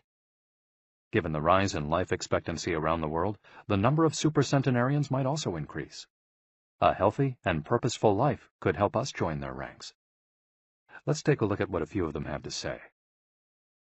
Misao Okawa, 117. Eat and sleep, and you'll live a long time. You have to learn to relax. According to the Gerontology Research Group, until April 2015, the oldest living person in the world was Misao Okawa, who passed away in a care facility in Osaka, Japan, after living for 117 years, 27 days. The daughter of a textile merchant, she was born in 1898, when Spain lost its colonies in Cuba and the Philippines, and the United States annexed Hawaii and launched Pepsi-Cola. Until she was 110, this woman, who lived in 3 different centuries, cared for herself unassisted. When specialists asked about her self-care routine, Misao answered simply, "Eating sushi and sleeping," to which we should add, having a tremendous thirst for life. When they inquired about her secret for longevity, she answered with a smile, "I ask myself the same thing." Proof that Japan continues to be a factory of long life. In July of the same year, Sakari Momoi passed away at 112 years and 150 days old. At the time, he was the oldest man in the world, though he was younger than 57 women. Maria Capovilla, 116. I've never eaten meat in my life. Born in Ecuador in 1889, Maria Capovilla was recognized by Guinness as the world's oldest person. She died of pneumonia in 2006 at 116 years and 347 days old, leaving behind 3 children, 12 grandchildren, and 20 great and great-great-grandchildren. She gave one of her last interviews at age 107, sharing her memories and her thoughts. I'm happy, and I give thanks to God who keeps me going. I never thought I'd live so long. I thought I'd die long ago.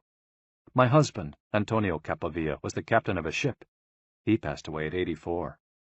We had 2 daughters and a son, and now I have many grandchildren and great-grandchildren. Things were better back in the old days. People behaved better. We used to dance, but we were more restrained. There was this one song I loved dancing to, Maria, by Luis Alarcón. I still remember most of the words. I also remember many prayers and say them every day. I like the waltz, and can still dance it. I also still make crafts. I do some of the things I did when I was in school. When she had finished recalling her past, she began to dance, one of her great passions, with an energy that made her seem decades younger. When asked about her secret for longevity, she responded simply, I don't know what the secret to long life is. The only thing I do is, I've never eaten meat in my life. I attribute it to that. Jean Calment, 122. Everything's fine. Born in Arles, France, in February 1875, Jean Calment lived until August 4, 1997, making her, at 122, the oldest person of verified age in history. She jokingly said that she competed with Methuselah, and there is no question that she broke numerous records as she went on celebrating birthdays. She died of natural causes at the end of a happy life, during which she denied herself almost nothing. She rode a bicycle until she turned 100. She lived on her own until 110, when she agreed to move into a nursing home after accidentally starting a small fire in her apartment. She stopped smoking at 120, when her cataracts started making it hard for her to bring a cigarette to her lips. One of her secrets may have been her sense of humor. As she said on her 120th birthday, I see badly, I hear badly, and I feel bad, but everything's fine. Walter Bruning, 114. If you keep your mind and body busy, you'll be around a long time. Born in Minnesota in 1896, Walter Bruning was able to see 3 centuries in his lifetime. He died in Montana in 2011 from natural causes. He'd had 2 wives and a 50-year career on the railroad. At 83, he retired to an assisted living center in Montana, where he remained until his death. He is the 2nd oldest man of verified age ever born in the United States. He gave many interviews in his final years, insisting that his longevity stemmed from, among other things, his habit of eating only 2 meals per day and working for as many hours as he could. Your mind and your body, you keep both busy, he said on his 112th birthday. You'll be here a long time. Back then, he was still exercising every day. Among Bruning's other secrets, he had a habit of helping others, and he wasn't afraid of dying. As he declared in a 2010 interview with the Associated Press, we're all going to die. Some people are scared of dying. Never be afraid to die, because you're born to die. Before passing away in 2011, He is said to have told a pastor that he'd made a deal with God. If he wasn't going to get better, it was time to go. Alexander Emich, 111. I just haven't died yet. Born in Poland in 1903, Alexander Emich was a chemist and parapsychologist residing in the United States, who, after the death of his predecessor in 2014, became the oldest man of authenticated age in the world. Emich himself died a year thereafter, in June of that year, leaving behind a long life rich with experiences. Emich attributed his longevity to, among other things, never drinking alcohol. "It's not as though I'd won the Nobel Prize," he said upon being declared the world's oldest man. "I never thought I'd get to be so old." When asked about his secret to living so long, his answer was, "I don't know. I just haven't died yet." Ikigai Artists. The secret to long life, however, is not held by supercentenarians alone. There are many people of advanced age who, though they haven't made it into Guinness World Records, offer us inspiration and ideas for bringing energy and meaning to our lives. Artists, for example, who carry the torch of their Ikigai instead of retiring, have this power. Art, in all its forms, is an Ikigai that can bring happiness and purpose to our days. Enjoying or creating beauty is free, and something all human beings have access to. Hokusai, the Japanese artist who made woodblock prints in the ukiyo-e style and lived for 88 years, from the mid-18th to the mid-19th century, added this postscript to the first edition of his 100 Views of Mount Fuji. "All that I have produced before the age of 70 is not worth being counted. It is at the age of 73 that I have somewhat begun to understand the structure of true nature, of animals and grasses, and trees and birds, and fishes and insects. Consequently, at 80 years of age, I shall have made still more progress. At 90, I hope to have penetrated into the mystery of things. At 100 years of age, I should have reached decidedly a marvelous degree. And when I shall be 110, all that I do, every point and every line, shall be instinct with life." Following is our collection of some of the most inspirational words from artists interviewed by Camille Sweeney for the New York Times. Of those still living, none have retired, and all still enjoy their passion, which they plan to pursue until their final breath, demonstrating that when you have a clear purpose, no one can stop you. The actor Christopher Plummer, still working at 86, reveals a dark desire shared by many who love the profession. "We want to drop dead on stage. That would be a nice, theatrical way to go." Osamu Tezuka, the father of modern Japanese manga, shared this feeling. Before he died in 1989, his last words as he drew one final cartoon were, "Please, just let me work." The 86-year-old filmmaker Frederick Wiseman declared on a stroll through Paris that he likes to work, which is why he does it with such intensity. "Everybody complains about their aches and pains and all that, but my friends are either dead or are still working," he said. Carmen Herrera, a painter who just entered her 100th year, sold her first canvas at 89. Today, her work is in the permanent collections of the Tate Modern and the Museum of Modern Art. When asked how she viewed her future, she responded, "I am always waiting to finish the next thing. Absurd, I know. I go day by day." Never stop learning. You may grow old and trembling in your anatomies. You may lie awake at night listening to the disorder of your veins. You may miss your only love. You may see the world about you devastated by evil lunatics, or know your honor trampled in the sewers of baser minds. There is only one thing for it, then: to learn. Learn why the world wags, and what wags it.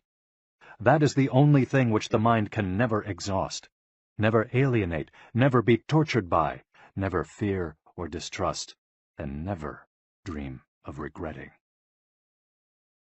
T.H. White, the once and future king.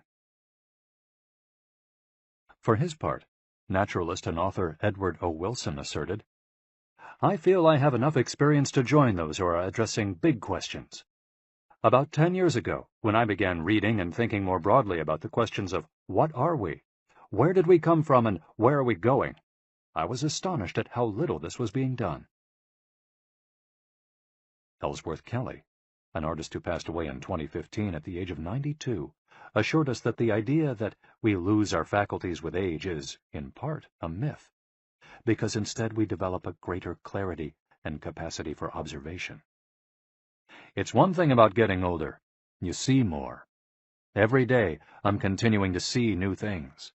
That's why there are new paintings. At age 86, the architect Frank Gehry reminds us that some buildings can take 7 years, from the time you're hired until you're finished, a fact that favors a patient attitude with regard to the passage of time. The man responsible for the Guggenheim Museum Bilbao, however, knows how to live in the here and now. You stay in your time. You don't go backward. I think if you relate to the time you're in, you keep your eyes and ears open, read the paper, see what's going on, stay curious about everything. You'll automatically be in your time. Longevity in Japan. Because of its robust civil registry, many of those verified as having lived the longest are found in the United States. However, there are many centenarians living in remote villages in other countries. A peaceful life in the countryside seems pretty common among people who have watched a century pass. Without question, the international superstar of longevity is Japan, which has the highest life expectancy of any country in the world.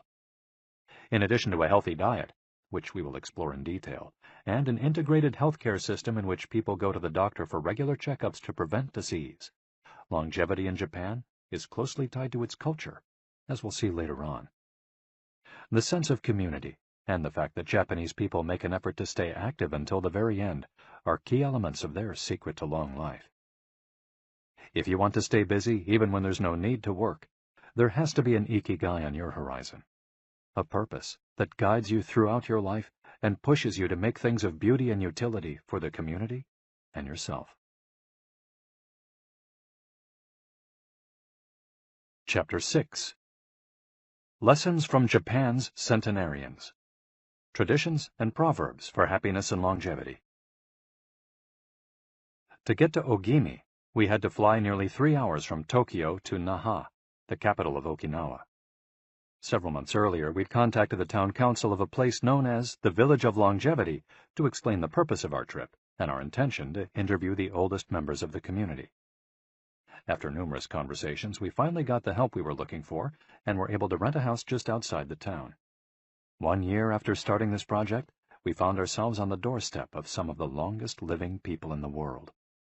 We realized right away that time seems to have stopped there, as though the entire town were living in an endless here and now. Arriving in Ogimi. After 2 hours on the road from Naha, we're finally able to stop worrying about the traffic. To our left are the sea and an empty stretch of beach. To our right, the mountainous jungle of Okinawa's Yanbaru forests. Once Route 58 passes Nago, where Orion beer, the pride of Okinawa, is made, it skirts the coast until it reaches Ogimi. Every now and then a few little houses and stores crop up in the narrow stretch of land between the road and the base of the mountain. We pass small clusters of houses scattered here and there as we enter the municipality of Ogimi, but the town doesn't really seem to have a center. Our GPS finally guides us to our destination, the Center for the Support and Promotion of Well-Being, housed in an unattractive cinder block building right off the highway. We go in through the back door, where a man named Taira is waiting for us. Beside him is a petite, cheerful woman who introduces herself as Yuki. 2 other women immediately get up from desks and show us to a conference room. They serve us each a cup of green tea and a few shikuwasa, a small citrus fruit that packs a big nutritional punch, as we'll see later on. Taira sits down across from us in his formal suit and opens up a large planner and a 3-ring binder. Yuki sits next to him. The binder contains a list of all the town's residents, organized by age and club, or moai. Taira points out that these groups of people who help one another are characteristic of Ogimi. The moai are not organized around any concrete objective. They function more like a family. Taira also tells us that volunteer work, rather than money, drives much of what happens in Ogimi. Everyone offers to pitch in, and the local government takes care of assigning tasks. This way, everyone can be useful and feels like part of the community. Ogimi is the penultimate town before Cape Heido, the northernmost point of the largest island in the archipelago. From the top of Ogimi's mountains, we're able to look down over the whole town. Almost everything is the green of the Yanbaru jungle, making us wonder where the nearly 3,200 residents are hiding. We can see a few houses, but they're scattered in little clusters near the sea or in small valleys, accessible by side roads. Communal life. We're invited to eat in one of Ogimi's few restaurants, but when we arrive, the only 3 tables are already reserved. "Don't worry, we'll go to Churaumi instead. It never fills up," says Yuki, walking back to the car. She's still driving at age 88, and takes great pride in that. Her co-pilot is 99, and has also decided to spend the day with us. We have to drive fast to keep up with them on a highway that is sometimes more dirt than asphalt. Finally reaching the other end of the jungle, we can at last sit down to eat. "I don't really go to restaurants," Yuki says as we take our seats. "Almost everything I eat comes from my vegetable garden, and I buy my fish from Tanaka, who's been my friend forever." The restaurant is right by the sea, and seems like something from the planet Tatooine from Star Wars. The menu boasts in large letters that it serves slow food, prepared with organic vegetables grown in the town. "But really," Yuki continues, "food is the least important thing." She is extroverted and rather pretty. She likes to talk about her role as the director of several associations run by the local government. "Food won't help you live longer," she says, bringing to her lips a bite of the diminutive confection that followed our meal. "The secret is smiling and having a good time." There are no bars and only a few restaurants in Ogimi, but those who live there enjoy a rich social life that revolves around community centers. The town is divided into 17 neighborhoods, and each one has a president and several people in charge of things like culture, festivals, social activities, and longevity. Residents pay close attention to this last category. We're invited to the community center of one of the 17 neighborhoods. It's an old building right next to one of the mountains of the Yanbaru jungle, home to Bunagaya, the town's iconic sprites. The Bunagaya spirits of the Yanbaru jungle. Bunagaya are magical creatures that inhabit the Yanbaru jungle near Ogimi and its surrounding towns. They manifest as children with long red hair, and like to hide in the jungle's kajumaru, banyan trees, and go fishing on the beach.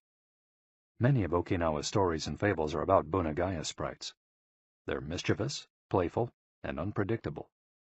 Locals say that the Bunagaya love the mountains, rivers, sea, trees, earth, wind, and animals, and that if you want to befriend them, you have to show respect for nature. A birthday party. When we arrive at the neighborhood's community center, we're greeted by a group of about 20 people who proudly proclaim, "The youngest among us is 83. We conduct our interviews at a large table while drinking green tea. When we finish, we're brought to an event space where we celebrate the birthdays of 3 members of the group. One woman is turning 99, another 94, and one young man has just reached 89. We sing a few songs popular in the village and finish up with "Happy Birthday" in English. The woman turning 99 blows out the candles and thanks everyone for coming to her party. We eat homemade shikawase cake and end up dancing and celebrating as though it were the birthday of a 20-something. It's the first party, but not the last, that we'll attend during our week in the village. We'll also do karaoke with a group of seniors who sing better than we do, and attend a traditional festival with local bands, dancers, and food stands at the foot of a mountain. Celebrate each day together. Celebrations seem to be an essential part of life in Ogimi. We're invited to watch a game of gate ball, one of the most popular sports among Okinawa's older residents. It involves hitting a ball with a mallet-like stick. It's a low-impact sport that can be played anywhere, and it's a good excuse to move around and have fun as a group. The residents hold local competitions, and there is no age limit for participants. We participate in the weekly game and lose to a woman who recently turned 104. Everyone cheers, and the defeated look on our faces elicits laughter. In addition to playing and celebrating as a community, spirituality is also essential to the happiness of the village's residents. The gods of Okinawa.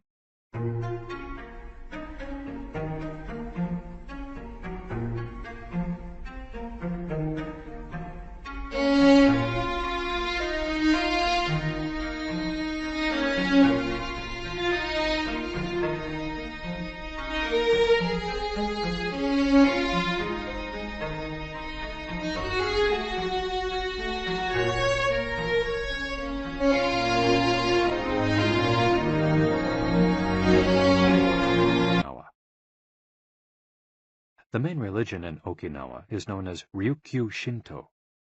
Ryukyu is the original name of the Okinawa archipelago, and Shinto means the path of the gods. Ryukyu Shinto combines elements of Chinese Taoism, Confucianism, Buddhism, and Shintoism with shamanistic and animistic elements. According to this ancient faith, the world is populated by an infinite number of spirits divided into several types: spirits of the home, of the forest, of the trees, and of the mountains. It's important to appease these spirits through rituals and festivals, and by consecrating sacred grounds. Okinawa is full of sacred jungles and forests, where many of the two main kinds of temples are found, the Utaki and the Uganju. We visited an Uganju, or small open-air temple, adorned with incense and coins, next to a waterfall in Ogimi. The Utaki is a collection of stones where people go to pray and where, supposedly, spirits gather. In Okinawa's religious practice, women are considered spiritually superior to men, whereas the opposite is true of traditional Shintoism in the rest of Japan. Yuta are women chosen as mediums by their communities to make contact with the spirit realm through traditional rites. Ancestor worship is another important feature of spiritual practice in Okinawa, and in Japan in general. The home of each generation's firstborn usually contains a butsudan, or small altar, used to pray for and make offerings to the family's ancestors. Mabui. Every person has an essence, or mabui. This mabui is our spirit and the source of our life force. It is immortal and makes us who we are. Sometimes the mabui of someone who has died is trapped in the body of a living person. This situation requires a separation ritual to free the mabui of the deceased. It often happens when a person dies suddenly, especially at a young age, and his or her mabui does not want to move on to the realm of the dead. A mabui can also be passed from person to person by physical contact. A grandmother who leaves her granddaughter a ring transfers a part of her mabui to her. Photographs can also be a medium for passing mabui among people. The older, the stronger. Looking back, our days in Ogimi were intense but relaxed, sort of like the lifestyle of the locals, who always seemed to be busy with important tasks, but who, upon closer inspection, did everything with a sense of calm. They were always pursuing their Ikigai, but they were never in a rush. Not only did they seem to be happily busy, but we also noticed that they followed the other principles for happiness that Washington Burnap stated 200 years ago.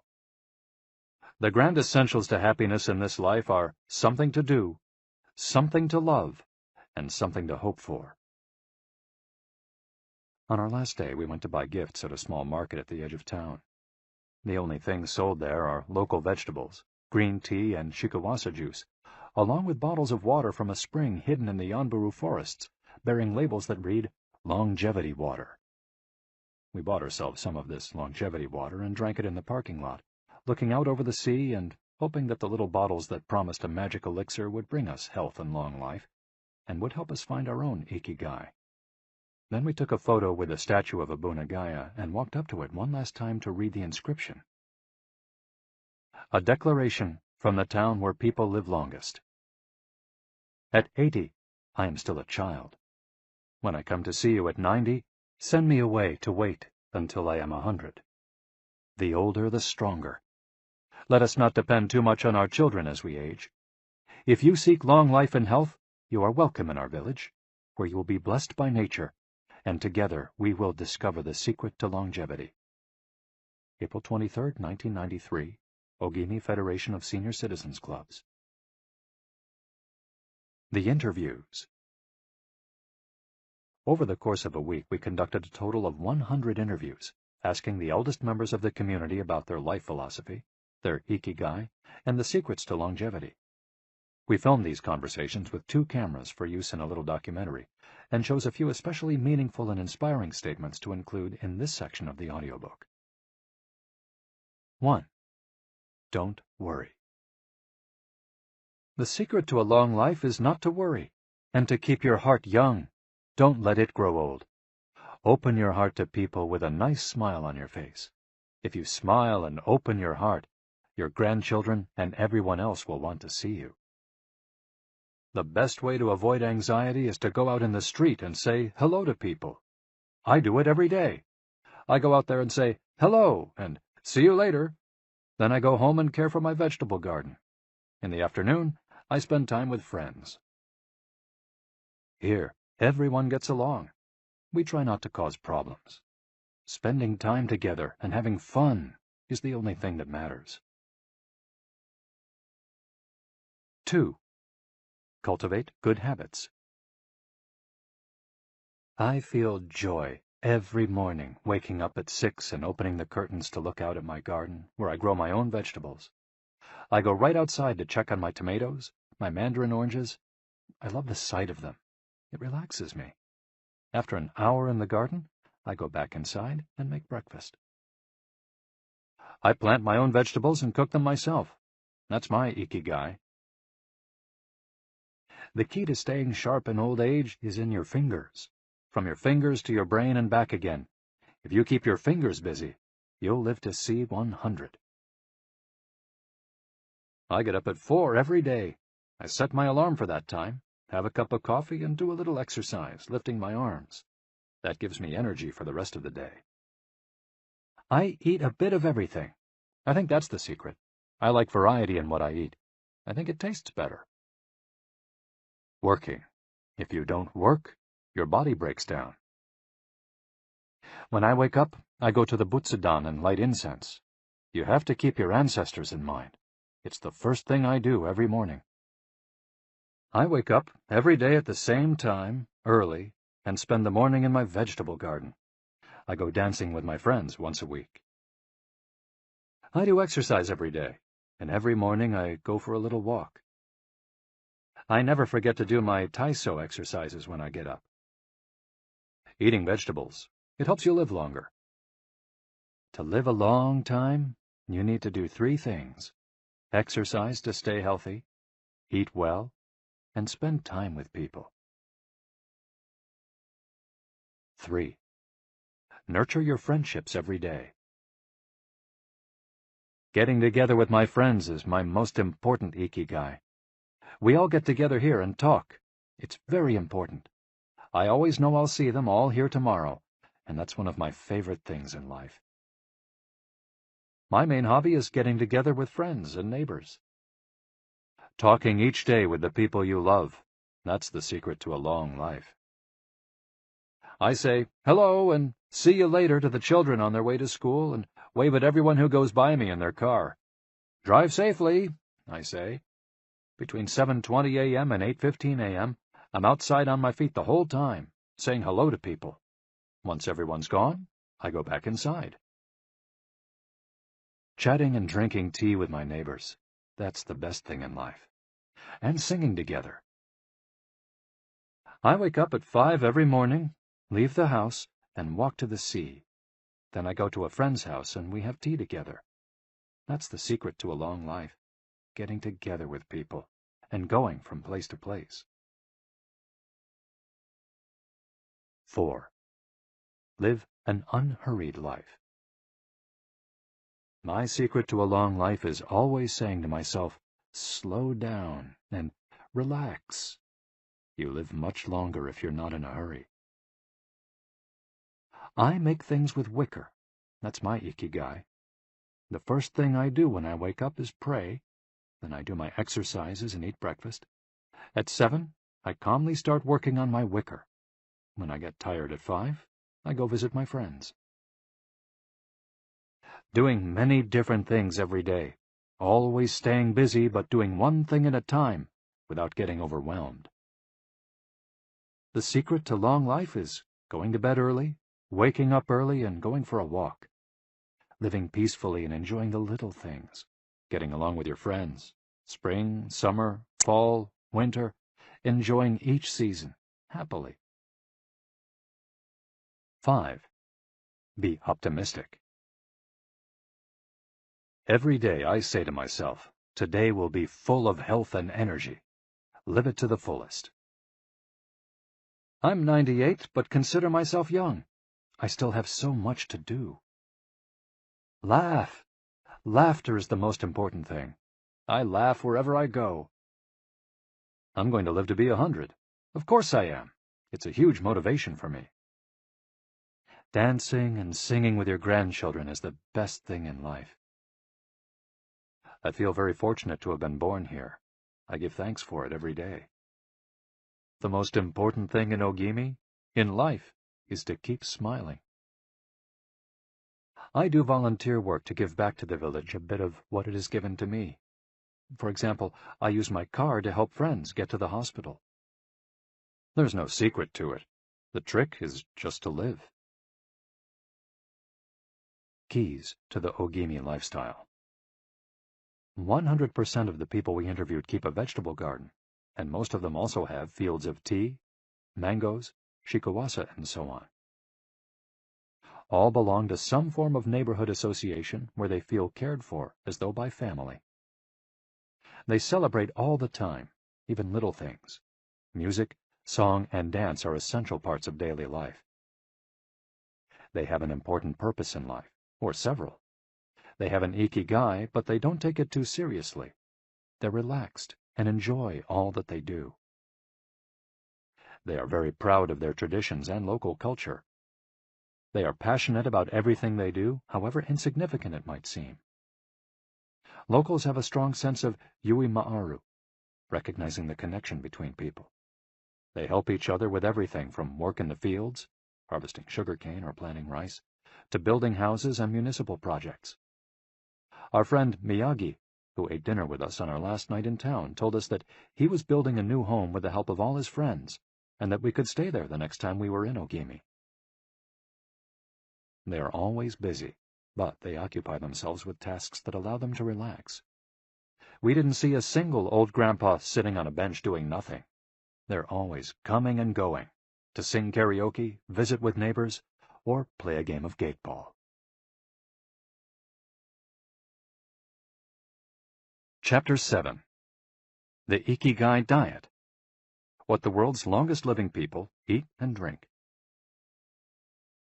According to the World Health Organization, Japan has the highest life expectancy in the world, 85 years for men and 87.3 years for women. Moreover, it has the highest ratio of centenarians in the world, more than 520 for every million people, as of September 2016. While life expectancy in Japan is high overall, Okinawa exceeds the national average.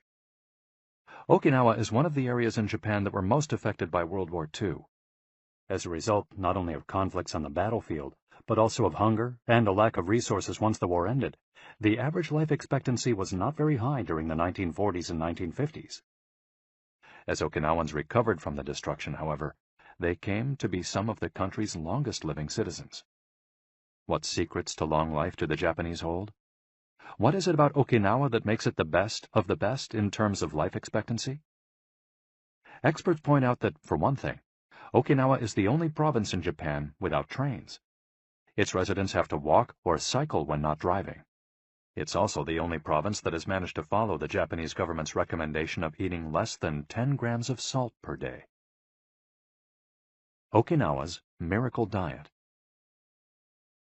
The mortality rate from cardiovascular disease in Okinawa is the lowest in Japan, and diet almost certainly has a lot to do with this. It's no coincidence that the Okinawa diet is so often discussed around the world at panels on nutrition. The most concrete and widely cited data on diet in Okinawa came from studies by Makoto Suzuki, a cardiologist at the University of Ryukyus, who has published more than 700 scientific articles on nutrition and aging in Okinawa since 1970. Bradley J. Wilcox and D. Craig Wilcox joined Makoto Suzuki's research team and published a book considered the Bible on the subject, The Okinawa Program. They reached the following conclusions. Locals eat a wide variety of foods, especially vegetables.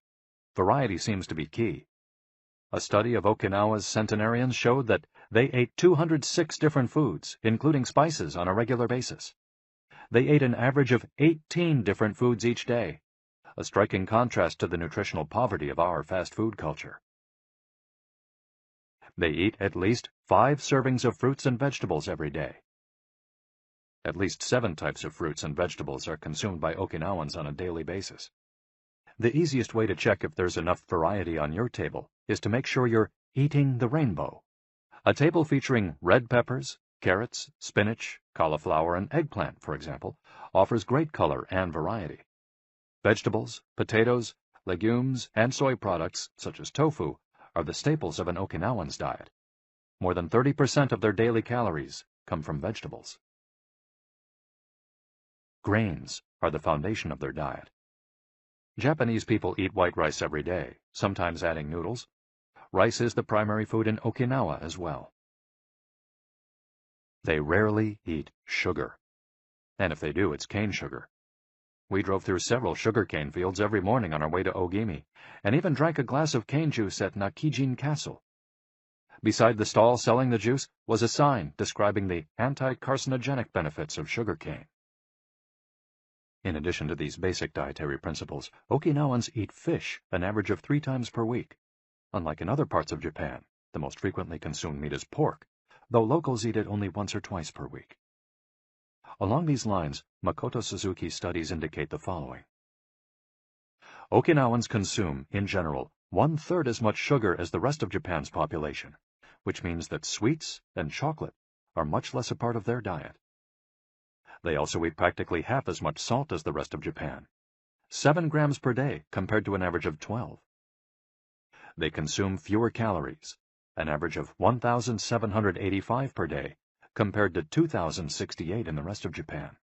In fact, low caloric intake is common among the 5 blue zones. Hara-hachi-bu. This brings us back to the 80% rule we mentioned in the first chapter, a concept known in Japanese as hara-hachi-bu. It's easy to do. When you notice you're almost full but could have a little more, just stop eating. One easy way to start applying the concept of hara-hachi-bu is to skip dessert, or to reduce portion size. The idea is to still be a little bit hungry when you finish. This is why portion size tends to be much smaller in Japan than in the West. Food isn't served as appetizers, main courses, and dessert. Instead, it's much more common to see everything presented at once on small plates. One with rice, another with vegetables, a bowl of miso soup, and something to snack on. Serving food on many small plates makes it easier to avoid eating too much, and facilitates the varied diet discussed at the beginning of this chapter. Hara-hachi-bu is an ancient practice. The 12th century book on Zen Buddhism, Zazen Youjinki, recommends eating 2/3 as much as you might want to. Eating less than one might want is common among all Buddhist temples in the East. Perhaps Buddhism recognized the benefits of limiting caloric intake more than 9 centuries ago. So, eat less to live longer? Few would challenge this idea. Without taking it to the extreme of malnutrition, of course, eating fewer calories than our bodies ask for seems to increase longevity. The key to staying healthy while consuming fewer calories is eating foods with a high nutritional value, especially superfoods, and avoiding those that add to our overall caloric intake but offer little to no nutritional value. The calorie restriction we've been discussing is one of the most effective ways to add years to your life. If the body regularly consumes enough or too many calories, it gets lethargic and starts to wear down, expending significant energy on digestion alone. Another benefit of calorie restriction is that it reduces levels of IGF-1, insulin-like growth factor 1, in the body. IGF-1 is a protein that plays a significant role in the aging process. It seems that one of the reasons humans and animals age is an excess of this protein in their blood. Whether calorie restriction will extend lifespan in humans is not yet known, but data increasingly indicate that moderate calorie restriction with adequate nutrition has a powerful protective effect against obesity, type 2 diabetes, inflammation, hypertension, and cardiovascular disease, and reduces metabolic risk factors associated with cancer. An alternative to following the 80% rule on a daily basis is to fast for 1 or 2 days each week. The 5-2, or fasting diet, recommends 2 days of fasting, consuming fewer than 500 calories every week, and eating normally on the other 5 days. Among its many benefits, fasting helps cleanse the digestive system and allows it to rest. 15 natural antioxidants found in the Okinawan diet. Antioxidants are molecules that slow down the oxidation process in cells, neutralizing the free radicals that cause damage and accelerate aging. The antioxidant power of green tea, for example, is well known and will be discussed later at greater length. Because they are rich in antioxidants and are eaten nearly every day in the region, these 15 foods are considered keys to Okinawan vitality. Tofu, miso, tuna, carrots, goya, a bitter melon, kombu, sea kelp, cabbage, nori, seaweed, onion, soy sprouts, hechima, a cucumber-like gourd, soybeans, boiled or raw, sweet potato, peppers, and sanpin-cha, jasmine tea. Sanpin-cha, the reigning infusion in Okinawa. Okinawans drink more sanpin-cha, a mix of green tea and jasmine flowers, than any other kind of tea. The closest approximation in the West would be the jasmine tea that usually comes from China. A 1988 study conducted by Hiroko Sho at the Okinawa Institute of Science and Technology indicates that jasmine tea reduces blood cholesterol levels. Sanpin-cha can be found in many different forms in Okinawa, and is even available in vending machines. In addition to all the antioxidant benefits of green tea, it boasts the benefits of jasmine, which include reducing the risk of heart attack, strengthening the immune system, helping relieve stress, lowering cholesterol. Okinawans drink an average of 3 cups of sanpin-cha every day. It might be hard to find exactly the same blend in the West, but we can drink jasmine tea, or even a high-quality green tea instead. The secrets of green tea. Green tea has been credited for centuries with significant medicinal properties. Recent studies have confirmed its many benefits, and have attested to the importance of this ancient plant in the longevity of those who drink it often. Originally from China, where it's been consumed for millennia, green tea didn't make its way to the rest of the world until just a few centuries ago. Unlike other teas, and as a result of being air-dried without fermentation, it retains its active elements even after being dried and crumbled. It offers meaningful health benefits such as controlling cholesterol, lowering blood sugar levels, improving circulation, protection against the flu, vitamin C, promoting bone health, fluoride, protection against certain bacterial infections, protection against UV damage, cleansing, and diuretic effects. White tea, with its high concentration of polyphenols, may be even more effective against aging. In fact, it's considered to be the natural product with the greatest antioxidant power in the world, to the extent that 1 cup of white tea might pack the same punch as a dozen glasses of orange juice. In summary, drinking green or white tea every day can help us reduce the free radicals in our bodies, keeping us young longer. The powerful shikuwasa. Shikuwasa is the citrus fruit par excellence of Okinawa, and Ogimi is its largest producer in all of Japan. The fruit is extremely acidic. It's impossible to drink shikuwasa juice without diluting it first with water.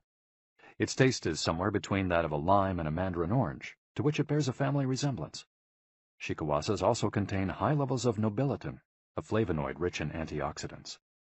All citrus fruits, grapefruits, oranges, lemons, are high in nobiletin, but Okinawa's shikuwasas have 40 times as much as oranges. Consuming nobiletin has been proven to protect us from arteriosclerosis, cancer, type 2 diabetes, and obesity in general. Shikuwasas also contain vitamins C and B, beta-carotene, and minerals. They're used in many traditional dishes and to add flavor to food, and are squeezed to make juice. While conducting research at the birthday parties of the town's grandparents, we were served shikuwasa cake. The antioxidant canon for Westerners. In 2010, the UK's Daily Mirror published a list of foods recommended by experts to combat aging. Among these foods readily available in the West are vegetables, such as broccoli and chard, for their high concentration of water, minerals, and fiber. Oily fish, such as salmon, mackerel, tuna, and sardines, for all the antioxidants in their fat. Fruits, such as citrus, strawberries, and apricots. They're an excellent source of vitamins and help eliminate toxins from the body. Berries, such as blueberries and goji berries. They're rich in phytochemical antioxidants. Dried fruits, which contain vitamins and antioxidants and give you energy. Grains, such as oats and wheat, which give you energy and contain minerals. Olive oil, for its antioxidant effects that show in your skin. Red wine, in moderation, for its antioxidant and vasodilatory properties. Foods that should be eliminated are refined sugar and grains, processed baked goods, and prepared foods, along with cow's milk and all its derivatives. Following this diet will help you feel younger and slow the process of premature aging. Chapter 8. Gentle Movements, Longer Life. Exercises from the East that promote health and longevity. Studies from the Blue Zone suggest that the people who live the longest are not the ones who do the most exercise, but rather the ones who move the most. When we visited Ogimi, the village of longevity, we discovered that even people over 80 and 90 years old are still highly active. They don't stay at home looking out the window or reading the newspaper. Ogimi's residents walk a lot, do karaoke with their neighbors, get up early in the morning, and as soon as they've had breakfast, or even before, head outside to weed their gardens. They don't go to the gym or exercise intensely, but they almost never stop moving in the course of their daily routines. As easy as getting out of your chair. Metabolism slows down 90% after 30 minutes of sitting. The enzymes that move the bad fat from your arteries to your muscles, where it can get burned off, slow down, and after 2 hours, good cholesterol drops 20%. Just getting up for 5 minutes is going to get things going again. These things are so simple they're almost stupid, says Gavin Bradley in a 2015 interview with Bridget Schulte for The Washington Post. Bradley is one of the preeminent experts on the subject, and the director of an international organization dedicated to building awareness of how detrimental sitting all the time can be to our health. If we live in a city, we might find it hard to move in natural and healthy ways every day, but we can turn to exercises that have proven for centuries to be good for the body. The Eastern disciplines for bringing body, mind, and soul into balance have become quite popular in the West, but in their countries of origin, they've been used for ages to promote health. Yoga, originally from India, though very popular in Japan, and China's Qigong and Tai Chi, among other disciplines, seek to create harmony between a person's body and mind, so they can face the world with strength, joy, and serenity. They're touted as elixirs of youth, and science has endorsed the claim. These gentle exercises offer extraordinary health benefits, and are particularly appropriate for older individuals who have a harder time staying fit. Tai Chi has been shown, among other things, to slow the development of osteoporosis and Parkinson's disease, to increase circulation, and to improve muscle tone and flexibility. Its emotional benefits are just as important. It's a great shield against stress and depression. You don't need to go to the gym for an hour every day or run marathons. As Japanese centenarians show us, all you need is to add movement to your day. Practicing any of these Eastern disciplines on a regular basis is a great way to do so. An added benefit is that they all have well-defined steps, and as we heard in Chapter 4, disciplines with clear rules are good for flow. If you don't like any of these disciplines, feel free to choose a practice that you love and that makes you move. Following, we'll take a look at some of the practices that promote health and longevity. But first, a little appetizer, a singularly Japanese exercise for starting your day. Radio Taiso. This morning warm-up has been around since before World War II. The radio part of its name is from when the instructions for each exercise were transmitted over the radio, but today people usually do these movements while tuned to a television channel or internet video demonstrating the steps. One of the main purposes of doing radio Taiso is to promote a spirit of unity among participants. The exercises are always done in groups, usually in schools before the start of classes, and in businesses before the workday begins. Statistics show that 30% of Japanese practice radio taiso for a few minutes every morning. But radio taiso is one thing that almost everyone we interviewed in Ogimi had in common. Even the residents of the nursing home we visited dedicated at least 5 minutes every day to doing it, though some did the exercises from their wheelchairs. We joined them on their daily practice, and we felt refreshed for the rest of the day. When these exercises are done in a group, it's usually on a sports field or in a large reception hall, and typically involves some kind of loudspeaker. The exercises take 5 or 10 minutes, depending on whether you do all or only some of them. They focus on dynamic stretching and increasing joint mobility. One of the most iconic radio taiso exercises consists of simply raising your arms above your head and then bringing them down in a circular motion. It's a tool to wake up the body, an easy mobility workout that is low in intensity and that focuses on exercising as many joints as possible. It might seem basic, but in our modern lives, we can spend days without raising our arms above our ears. Think about it. Our arms are down when using computers, when using smartphones, when reading books. One of the few times we raise our hands over our heads is when reaching for something in a cupboard or closet, while our ancestors were raising their hands over their heads all the time when gathering things from trees. Radio taiso helps us to practice all the basic movements of the body. Yoga. Popular in Japan as well as in the West, yoga can be done by almost anyone. Some of its poses have even been adapted for pregnant women and practitioners with physical disabilities. Yoga comes from India, where it was developed millennia ago to unite our mental and physical elements. The word yoga itself comes from the Sanskrit term for yoke, which refers to the crosspiece that binds draft animals to one another and to the cart they're pulling. Yoga strives to unite body and mind in the same way, guiding us toward a healthy lifestyle in harmony with the world around us. The main objectives of yoga are to bring us closer to our human nature, mental and physical purification, to bring us closer to the divine. Styles of yoga. Though all are oriented towards similar goals, there are many different types of yoga that vary according to the traditions and texts from which they were developed. The differences among them lie, as the masters say, in the path taken to the summit of our best self. Jnana Yoga. The yoga of wisdom, the search for discipline and mental growth. Karma Yoga focuses on action, on tasks and duties that benefit oneself and one's community. Bhakti Yoga, the yoga of devotion and surrender to the divine. Mantra Yoga focuses on the recitation of mantras to reach a state of relaxation. Kundalini Yoga combines diverse steps to reach the desired mental state. Raja Yoga, also known as the royal path, encompasses a range of steps geared toward achieving communion with oneself and others.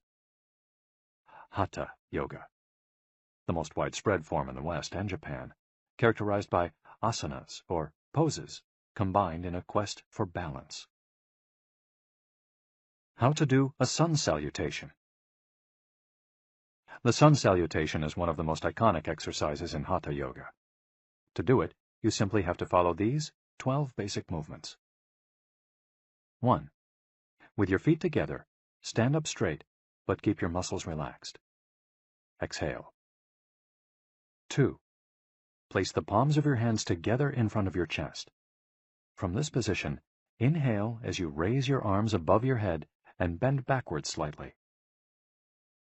3. Exhale as you bend forward until you touch the ground with the palms of your hands, without bending your knees.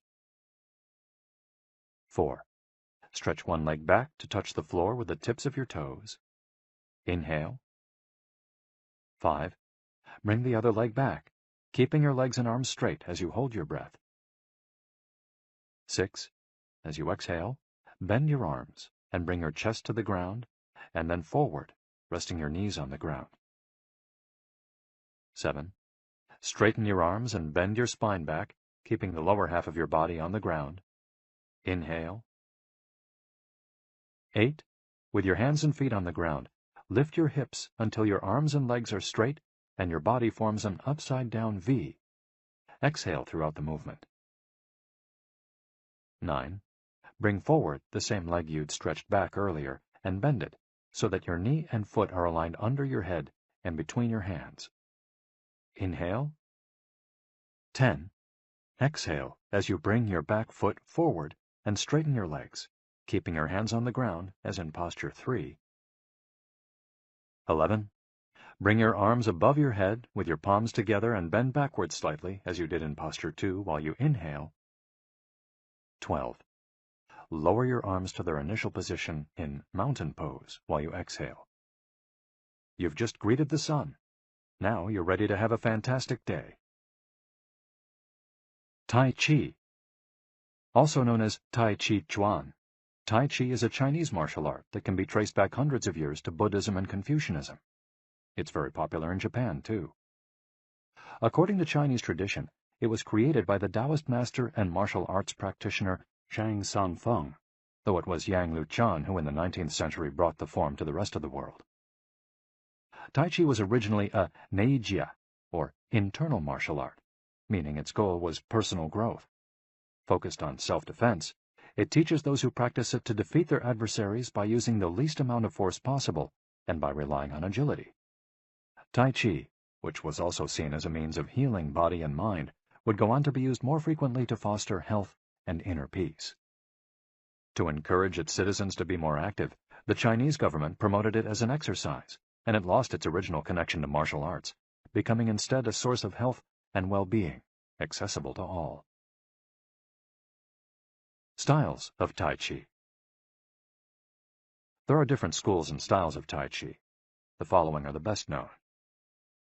Chen style alternates between slow movements and explosive ones. Yang style, the most widespread of the forms, characterized by slow, fluid movements. Wu style utilizes small, slow, deliberate movements.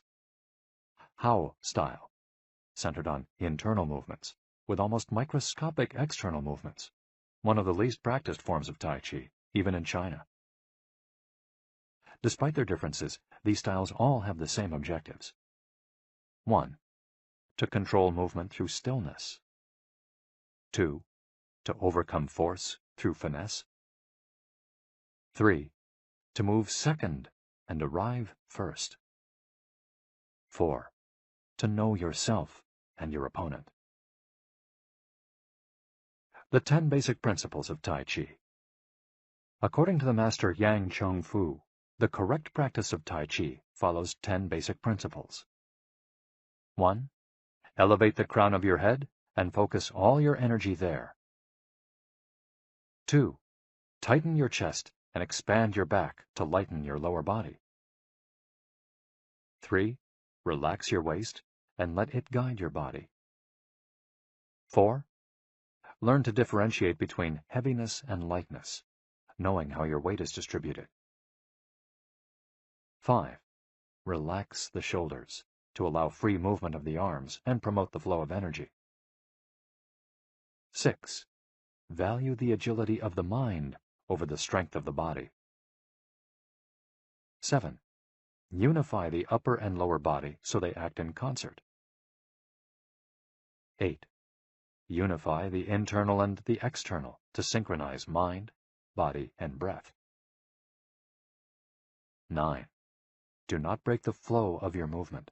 Maintain fluidity and harmony. 10. Look for stillness in movement. An active body leads to a calm mind. Imitating clouds.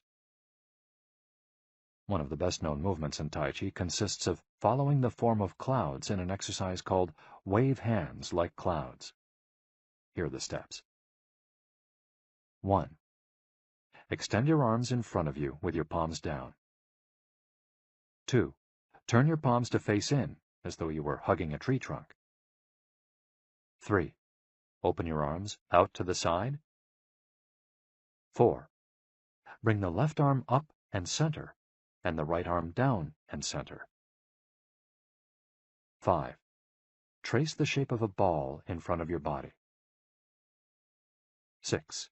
Turn your left palm toward your face. 7. Shift your weight to your left foot and pivot from your hip toward that side, while your eyes follow the movement of your hand. 8. Bring your left hand to your waist and your right hand in front of your face. 9. Shift your weight to your right foot. 10. Pivot toward your right, looking at your raised right hand the entire time. 11. Repeat this movement fluidly, shifting your weight from one foot to the other as you reposition your hands. 12. Stretch your arms out in front of you again and bring them down slowly, returning to your initial position. Qigong, also known as Qi Kung. Its name combines Qi, life force or energy, and Gong, work, indicating that the form works with the individual's life force. Though relatively modern, especially under its current name, the art of Qigong is based on the Tao Yin, an ancient art meant to foster mental and physical well-being. The practice began to appear in reports on training in martial arts at the beginning of the 20th century, and by the 1930s was being used in hospitals. The Chinese government later popularized it, as it had done with Tai Chi. Qigong involves static and dynamic physical exercises that stimulate respiration in a standing, seated, or reclined position. There are many different styles of Qigong, but all of them seek to strengthen and regenerate Qi. Though its movements are typically gentle, the practice is intense. Benefits of Qigong. According to numerous international scientific studies, Qigong, like Tai Chi and yoga, offers significant health benefits. The following stand out among those proven through scientific research, as observed by Dr. Kenneth M. Sansier of San Francisco's Qigong Institute in his article, Medicinal Applications of Qigong. Modification of brainwaves. Improved balance of sex hormones. Lower mortality rate from heart attacks. Lower blood pressure in patients with hypertension. Greater bone density. Better circulation. Deceleration of symptoms associated with senility. Greater balance and efficiency of bodily functions. Increased blood flow to the brain and greater mind-body connection. Improved cardiac function. Reduction in the secondary effects of cancer treatments. Practicing these arts not only keeps us in shape, it also helps extend our lives. Methods for practicing Qigong. In order to practice Qigong correctly, we should remember that our life energy flows through our whole body. We should know how to regulate its many parts. 1. Tiao Shen. Regulating the body by adopting the correct posture. It's important to be firmly rooted to the ground. 2. Tiao Shi. Regulating the breath until it is calm, steady, and peaceful. 3. Tiao Xin. Regulating the mind, the most complicated part, as it implies emptying the mind of thoughts.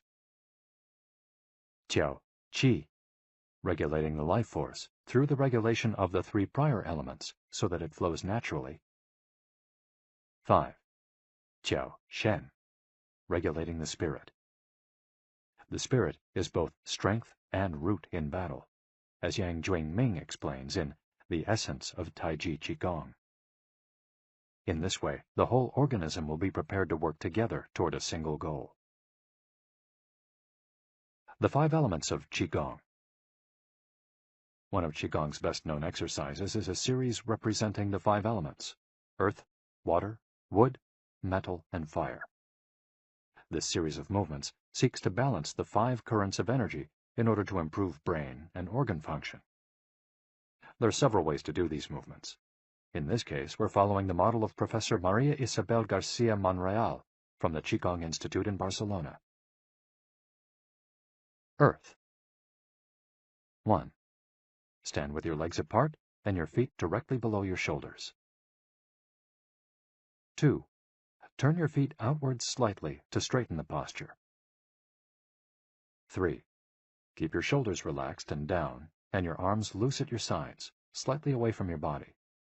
This is the Wu Qi, or rooted posture. 4. As you inhale, raise your arms in front of you until your hands are level with your shoulders, your palms facing down. 5. Exhale as you bend your knees and bring your arms down until your hands are level with your stomach, your palms facing in. 6. Hold this position for a few seconds, focusing on your breath. Water. Starting from earth posture, bend your knees into a squat, keeping your chest upright and exhaling throughout. 2. Press your coccyx downward to stretch your lumbar spine. 3. As you inhale, stand to return to earth posture. 4. Repeat twice for a total of 3. Wood. 1. Starting from earth posture, turn your palms upward and open your arms to the side, forming a circle as you inhale until your hands are level with your clavicle. Turn your hands so that your palms and elbows point downward while keeping your shoulders relaxed. 2. Reverse the movement as you exhale, making a downward circle with your arms until you reach your initial position. 3. Repeat twice for a total of 3. Metal. 1. Starting from earth posture, raise your arms until your hands are level with your sternum. 2. Turn your palms toward each other, about 4 inches apart, with your fingers relaxed and slightly separated, pointing upward. 3. As you inhale, move your hands away from each other until they are shoulder-width apart. 4. As you exhale, bring your hands toward each other until they are back in position 2. 5. Repeat twice for a total of 3, observing the concentration of energy as you bring your hands together in front of your lungs. Fire. 1. Starting from earth posture, bring your hands level with your heart as you inhale, with one hand slightly above the other and your palms facing each other. 2. Rotate your hands to feel the energy of your heart. 3. Turn from your waist gently to the left, keeping your torso relaxed and your forearms parallel to the ground. 4. With your palms still facing each other, separate your hands, bringing one up until it is level with your shoulder and the other down in front of your abdomen. 5. Turn from your waist gently to the right, keeping your torso relaxed and your forearms parallel to the ground. 6. As you exhale, let your hands come back together in front of your heart. 7. With your palms still facing each other, separate your hands, bringing one up until it is level with your shoulder and the other down in front of your abdomen. Completing the series. 1. Starting from earth posture, inhale as you bring your hands level with your shoulders, palms facing down. 2. As you exhale, lower your arms to rest at your sides, returning to the initial Wu Qi posture. Shiatsu. Created in Japan in the early 20th century, principally for the treatment of arthritis, shiatsu also works on energy flow through the application of pressure with the thumbs and the palms of the hands. In combination with stretching and breathing exercises, it seeks to create equilibrium among the different elements of the body. The following quote is about the Dao Yin, a general term referring to the ancient arts meant to foster mental and physical well-being. It is not important that a Dao Yin have a name, is imitating something, or is engraved in jade. What is important is the technique and the essence of what is really practiced. Stretching and contracting, bending and lifting of the head, stepping, lying down, resting or standing, walking or stepping slowly, screaming or breathing, everything can be a Dao Yin. Ge Hong. Breathe better.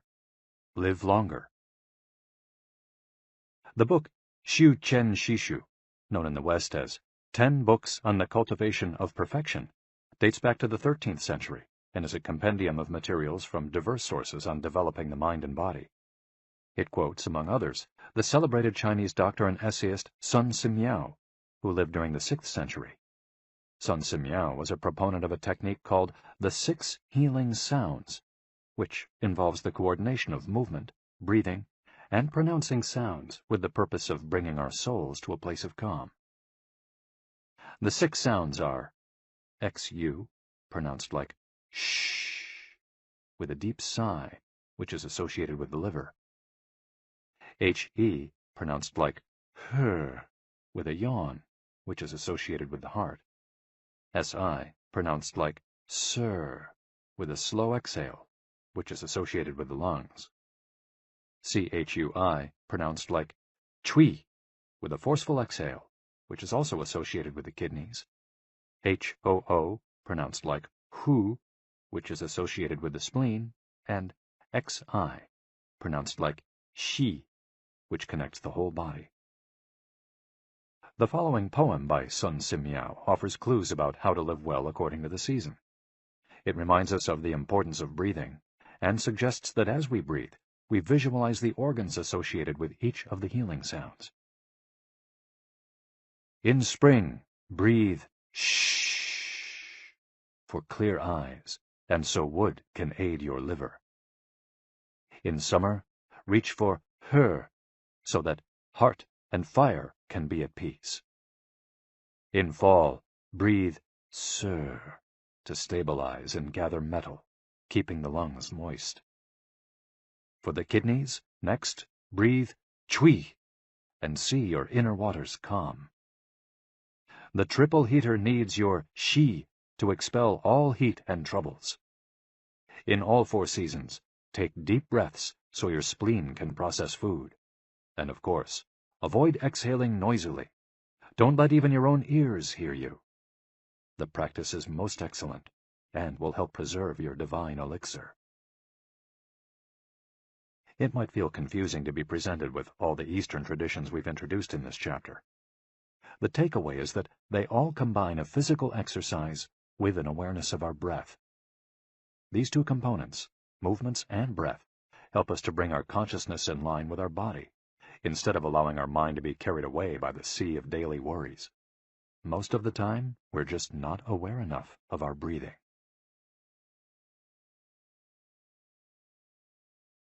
Chapter 9. Resilience and Wabi-Sabi. How to face life's challenges without letting stress and worry age you. What is resilience? One thing that everyone with a clearly defined Ikigai has in common is that they pursue their passion no matter what. They never give up, even when the cards seem stacked against them or they face one hurdle after another. We're talking about resilience, a concept that's become influential among psychologists. But resilience isn't just the ability to persevere.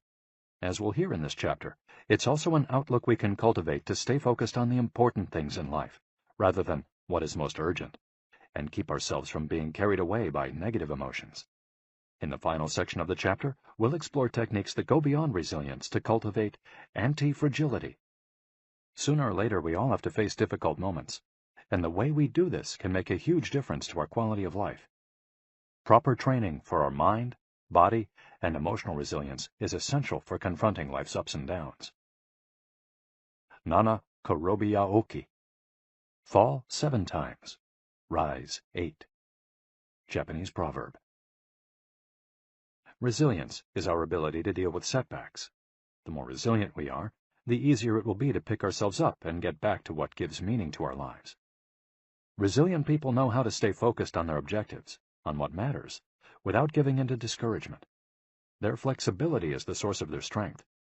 They know how to adapt to change and to reversals of fortune.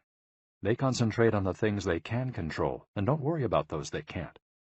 In the words of the famous Serenity Prayer by Reinhold Niebuhr, God, give us grace to accept with serenity the things that cannot be changed, courage to change the things which should be changed, and the wisdom to distinguish the one from the other. Emotional resilience through Buddhism and Stoicism. Siddhartha Gautama, Buddha, was born a prince of Kapilavastu, Nepal, and grew up in a palace, surrounded by riches. At 16, he married and had a child. Not satisfied by his family's wealth, at 20,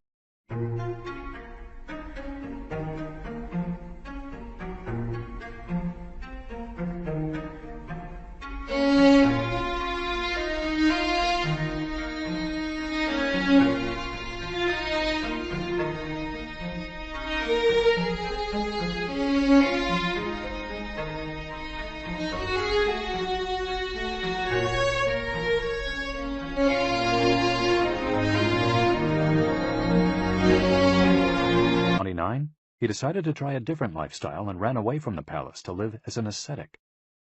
But it wasn't asceticism that he was looking for. It didn't offer the happiness and well-being he sought. Neither wealth nor extreme asceticism worked for him. He realized that a wise person should not ignore life's pleasures. A wise person can live with these pleasures, but should always remain conscious of how easy it is to be enslaved by them. Zeno of Citium began his studies with the Cynics. The Cynics also led ascetic lives, leaving behind all earthly pleasures. They lived in the street, and the only thing they owned was the clothing on their backs. Seeing that cynicism did not give him a sense of well-being, Zeno abandoned its teachings to found the school of Stoicism, which centers on the idea that there is nothing wrong with enjoying life's pleasures as long as they do not take control of your life as you enjoy them. You have to be prepared for those pleasures to disappear. The goal is not to eliminate all feelings and pleasures from our lives, as in cynicism, but to eliminate negative emotions. Since their inception, one of the objectives of both Buddhism and Stoicism has been to control pleasure, emotions, and desires. Though the philosophies are very different, both aim to curb our ego and control our negative emotions. Both Stoicism and Buddhism are, at their roots, methods for practicing well-being. According to Stoicism, our pleasures and desires are not the problem. We can enjoy them as long as they don't take control of us. The Stoics viewed those who were able to control their emotions as virtuous. What's the worst thing that could happen? We finally land our dream job, but after a little while we're already hunting for a better one. We win the lottery and buy a nice car, but then decide we can't live without a sailboat. We finally win the heart of the man or woman we've been pining for, and suddenly we find we have a wandering eye. People can be insatiable. The Stoics believe that these kinds of desires and ambitions are not worth pursuing. The objective of the virtuous person is to reach a state of tranquility, apatheia, the absence of negative feelings such as anxiety, fear, shame, vanity, and anger, and the presence of positive feelings such as happiness, love, serenity, and gratitude. In order to keep their minds virtuous, the Stoics practiced something like negative visualization. They imagined the worst thing that could happen in order to be prepared if certain privileges and pleasures were taken from them. To practice negative visualization, we have to reflect on negative events, but without worrying about them. Seneca, one of the richest men in ancient Rome, lived a life of luxury, but was, nonetheless, an active Stoic. He recommended practicing negative visualization every night before falling asleep. In fact, he not only imagined these negative situations, he actually put them into practice. For example, by living for a week without servants, or the food and drink he was used to as a wealthy man. As a result, he was able to answer the question, what's the worst thing that could happen? Meditating for healthier emotions. In addition to negative visualization and not giving in to negative emotions, another central tenet of Stoicism is knowing what we can control and what we can't, as we see in the Serenity Prayer. Worrying about things that are beyond our control accomplishes nothing. We should have a clear sense of what we can change and what we can't, which in turn will allow us to resist giving in to negative emotions. In the words of Epictetus, "It's not what happens to you, but how you react that matters." In Zen Buddhism, meditation is a way to become aware of our desires and emotions, and thereby free ourselves from them. It's not simply a question of keeping the mind free of thoughts, but instead involves observing our thoughts and emotions as they appear, without getting carried away by them. In this way, we train our minds not to get swept up in anger, jealousy, or resentment. One of the most commonly used mantras in Buddhism focuses on controlling negative emotions. Om Mani Padme Hum, in which Om is the generosity that purifies the ego, Ma is the ethics that purifies jealousy, Ni is the patience that purifies passion and desire, Pad is the precision that purifies bias, Me is the surrender that purifies greed, and Hum is the wisdom that purifies hatred. The here and now and the impermanence of things. Another key to cultivating resilience is knowing in which time to live. Both Buddhism and Stoicism remind us that the present is all that exists, and it is the only thing we can control. Instead of worrying about the past or the future, we should appreciate things just as they are in the moment, in the now. The only moment in which you can be truly alive is the present moment, observes the Buddhist monk Thich Nhat Hanh. In addition to living in the here and now, the Stoics recommend reflecting on the impermanence of the things around us. The Roman Emperor Marcus Aurelius said that the things we love are like the leaves of a tree. They can fall at any moment with a gust of wind.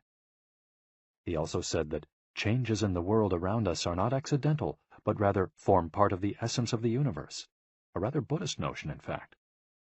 We should never forget that everything we have and all the people we love will disappear at some point. This is something we should keep in mind, but without giving in to pessimism. Being aware of the impermanence of things does not have to make us sad.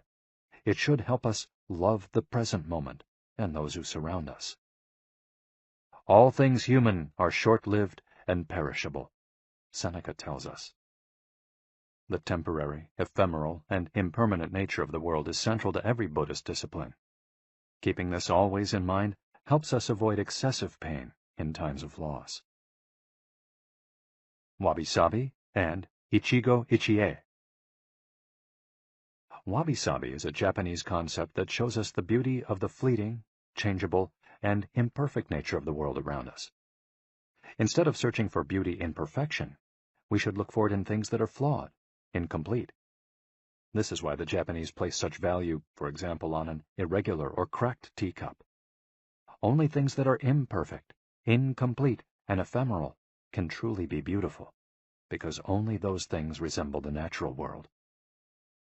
A complementary Japanese concept is that of Ikigai, which could be translated as, "This moment exists only now and won't come again."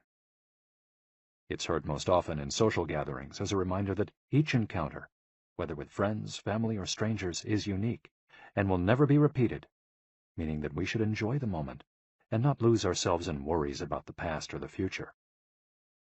The concept is commonly used in tea ceremonies, Zen meditation, and Japanese martial arts, all of which place emphasis on being present in the moment.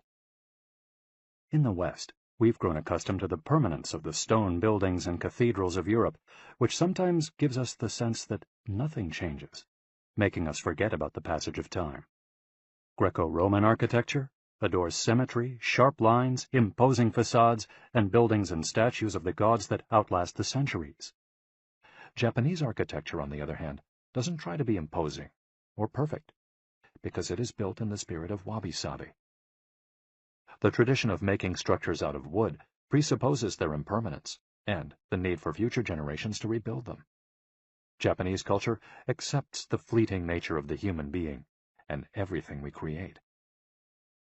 The grand shrine of Ise, for example, has been rebuilt every 20 years for centuries. The most important thing is not to keep the building standing for generations, but to preserve customs and traditions, things that can withstand the passage of time better than structures made by human hands. The key is to accept that there are certain things over which we have no control, like the passage of time and the ephemeral nature of the world around us. Ikigai teaches us to focus on the present and enjoy each moment that life brings us. This is why it's so important to find and pursue our Ikigai. Wabi-sabi teaches us to appreciate the beauty of imperfection as an opportunity for growth. Beyond resilience. Anti-fragility.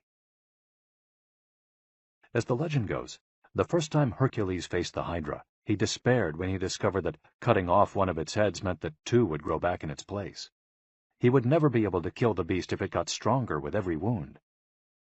As Nassim Nicholas Taleb explains in Anti-Fragile, Things That Gain from Disorder, we use the word fragile to describe people, things, and organizations that are weakened when harmed, and the words robust and resilient for things that are able to withstand harm without weakening. but we don't have a word for things that get stronger when harmed, up to a point. To refer to the kind of power possessed by the Hydra of Lerna, to talk about things that get stronger when they are harmed, Taleb proposed the term anti-fragile. Anti-fragility is beyond resilience or robustness. The resilient resists shocks and stays the same. The anti-fragile gets better. Catastrophes and exceptional circumstances offer good models for explaining anti-fragility. In 2011, a tsunami hit the Tohoku region of Japan, doing tremendous damage to dozens of cities and towns along the coast, most famously Fukushima. When we visited the affected coast 2 years after the catastrophe, having driven for hours along cracked highways and past one empty gas station after another, we passed through several ghost towns whose streets had been taken over by the remnants of houses, piles of cars, and empty train stations. These towns were fragile spaces that had been forgotten by the government and could not recover on their own. Other places, such as Ishinomaki and Kesennuma, suffered extensive damage but were rebuilt within a few years, thanks to the efforts of many. Ishinomaki and Kesennuma showed how resilient they were in their ability to return to normal after the catastrophe. The earthquake that caused the tsunami also affected the Fukushima nuclear power plant. The Tokyo Electric Power Company engineers working at the plant were not prepared to recover from that kind of damage. The Fukushima nuclear facility is still in a state of emergency and will be for decades to come. It demonstrated its fragility in the face of an unprecedented catastrophe. The Japanese financial markets closed minutes after the earthquake. Which businesses did the best in the aftermath? Stock in big construction companies has been steadily on the rise since 2011. The need to rebuild the entire coast of Tohoku is a boon for construction. In this case, Japanese construction companies are anti-fragile, since they benefited enormously from the catastrophe. Now let's take a look at how we can apply this concept to our daily lives. How can we be more anti-fragile? Step 1. Create redundancies. Instead of having a single salary, try to find a way to make money from your hobbies, at other jobs, or by starting your own business. If you have only one salary, you might be left with nothing should your employer run into trouble, leaving you in a position of fragility. On the other hand, if you have several options and you lose your primary job, it might just happen that you end up dedicating more time to your secondary job, and maybe even make more money at it. You would have beaten that stroke of bad luck, and would be, in that case, anti-fragile. 100% of the seniors we interviewed in Ogimi had a primary and secondary occupation. Most of them kept a vegetable garden as a secondary job and sold their produce at the local market. The same idea goes for friendships and personal interests. It's just a matter, as the saying goes, of not putting all your eggs in one basket. In the sphere of romantic relationships, there are those who focus all their energy on their partner and make him or her their whole world. Those people lose everything if the relationship doesn't work out. Whereas, if they've cultivated strong friendships and a full life along the way, they'll be in a better position to move on at the end of a relationship. They'll be anti-fragile. Right now you might be thinking, I don't need more than one salary, and I'm happy with the friends I've always had. Why should I add anything new? It might seem like a waste of time to add variation to our lives because extraordinary things don't ordinarily happen. We slip into a comfort zone. But the unexpected always happens, sooner or later. Step 2. Bet conservatively in certain areas and take many small risks in others. The world of finance turns out to be very useful in explaining this concept. If you have $10,000 saved up, you might put $9,000 of that into an index fund or fixed-term deposit and invest the remaining $1,000 in 10 startups with huge growth potential, say $100 in each.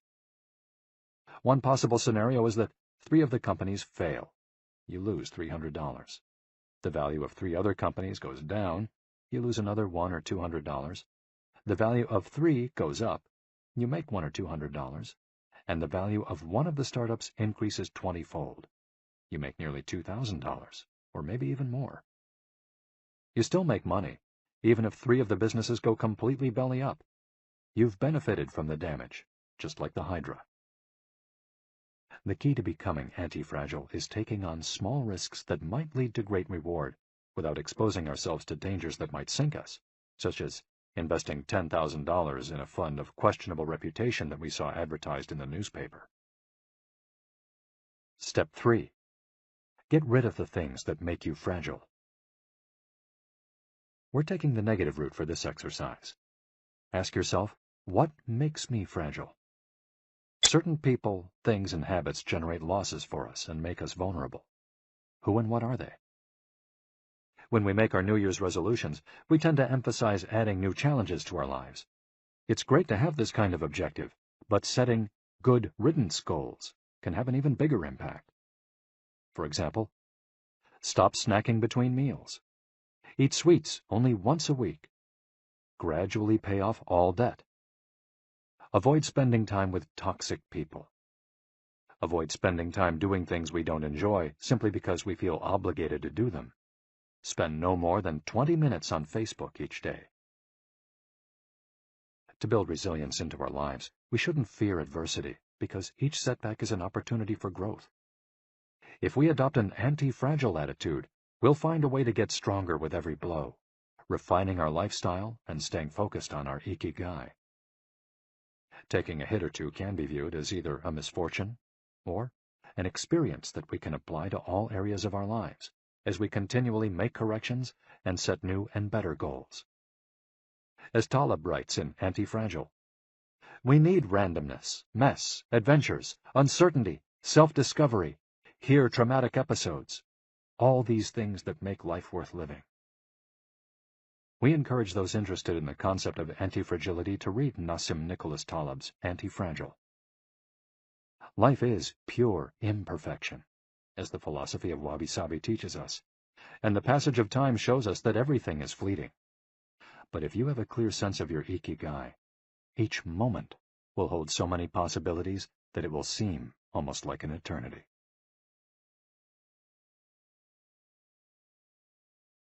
Epilogue. Ikigai, the Art of Living. Mitsuo Aida was one of the most important calligraphers and haikuists of the 20th century. He is yet another example of a Japanese person who dedicated his life to a very specific Ikigai, communicating emotions with 17-syllable poems using a shodo calligraphy brush. Many of Aida's haikus philosophize about the importance of the present moment and the passage of time. One could be translated as, in the here and now, the only thing in my life is your life. In another poem, Aida writes simply, here, now. It is an artwork that seeks to evoke feelings of mono no aware, a melancholy appreciation of the ephemeral. The following poem touches on one of the secrets of bringing Ikigai into our lives. Happiness is always determined by your heart. And one last one, also by Aida, is, keep going. Don't change your path. Once you discover your Ikigai, pursuing it and nurturing it every day will bring meaning to your life. The moment your life has this purpose, you will achieve a happy state of flow in all you do, like the calligrapher at his canvas, or the chef who, after half a century, still prepares sushi for his patrons with love. Conclusion. Our Ikigai is different for all of us, but one thing we have in common is that we're all searching for meaning. When we spend our days feeling connected to what is meaningful to us, we live more fully. When we lose the connection, we feel despair. Modern life estranges us more and more from our true nature, making it very easy for us to lead lives lacking in meaning. Powerful forces and incentives, money, power, attention, success, distract us on a daily basis. Don't let them take over your life. Our intuition and curiosity are very powerful internal compasses to help us connect with our Ikigai. Follow those things you enjoy, and get away from or change those you dislike. Be led by your curiosity, and keep busy by doing things that fill you with meaning and happiness. It doesn't need to be a big thing. We might find meaning in being good parents or in helping our neighbors. There is no perfect strategy to connecting with our Ikigai. But what we've learned from the Okinawans is that we should not worry too much about finding it. Life is not a problem to be solved. Just remember to have something that keeps you busy doing what you love, while being surrounded by the people who love you. The 10 Rules of Ikigai. We'll conclude this journey with 10 rules we've distilled from the wisdom of the long-lived residents of Ogimi. 1. Stay active. Don't retire. Those who give up the things they love doing and do well lose their purpose in life. That's why it's so important to keep doing things of value, making progress, bringing beauty or utility to others, helping out, and shaping the world around you, even after your official professional activity has ended. 2. Take it slow. Being in a hurry is inversely proportional to quality of life. As the old saying goes, walk slowly and you'll go far. When we leave urgency behind, life and time take on new meaning. 3. Don't fill your stomach. Less is more when it comes to eating for long life, too. According to the 80% rule, in order to stay healthier longer, we should eat a little less than our hunger demands, instead of stuffing ourselves. 4. Surround yourself with good friends. Friends are the best medicine. There for confiding worries over a good chat, sharing stories that brighten your day, getting advice, having fun, dreaming, in other words, living. 5. Get in shape for your next birthday. Water moves. It is at its best when it flows fresh and doesn't stagnate. The body you move through life in needs a bit of daily maintenance to keep it running for a long time. Plus, exercise releases hormones that make us feel happy. 6. Smile. A cheerful attitude is not only relaxing, it also helps make friends. It's good to recognize the things that aren't so great, but we should never forget what a privilege it is to be in the here and now, in a world so full of possibilities. 7. Reconnect with nature. Though most people live in cities these days, human beings are made to be part of the natural world. We should return to it often to recharge our batteries. 8. Give thanks. To your ancestors, to nature, which provides you with the air you breathe and the food you eat. To your friends and family, to everything that brightens your days and makes you feel lucky to be alive. Spend a moment every day giving thanks, and you'll watch your stockpile of happiness grow. 9. Live in the moment. Stop regretting the past and fearing the future. Today is all you have. Make the most of it. Make it worth remembering. 10. Follow your Ikigai.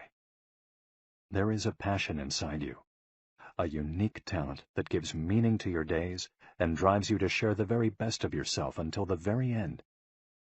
If you don't know what your Ikigai is yet, as Viktor Frankl says, your mission is to discover it. The authors of this audiobook wish you a long, happy, and purposeful life. Thank you for joining us. Hector Garcia and Francesc Miralles.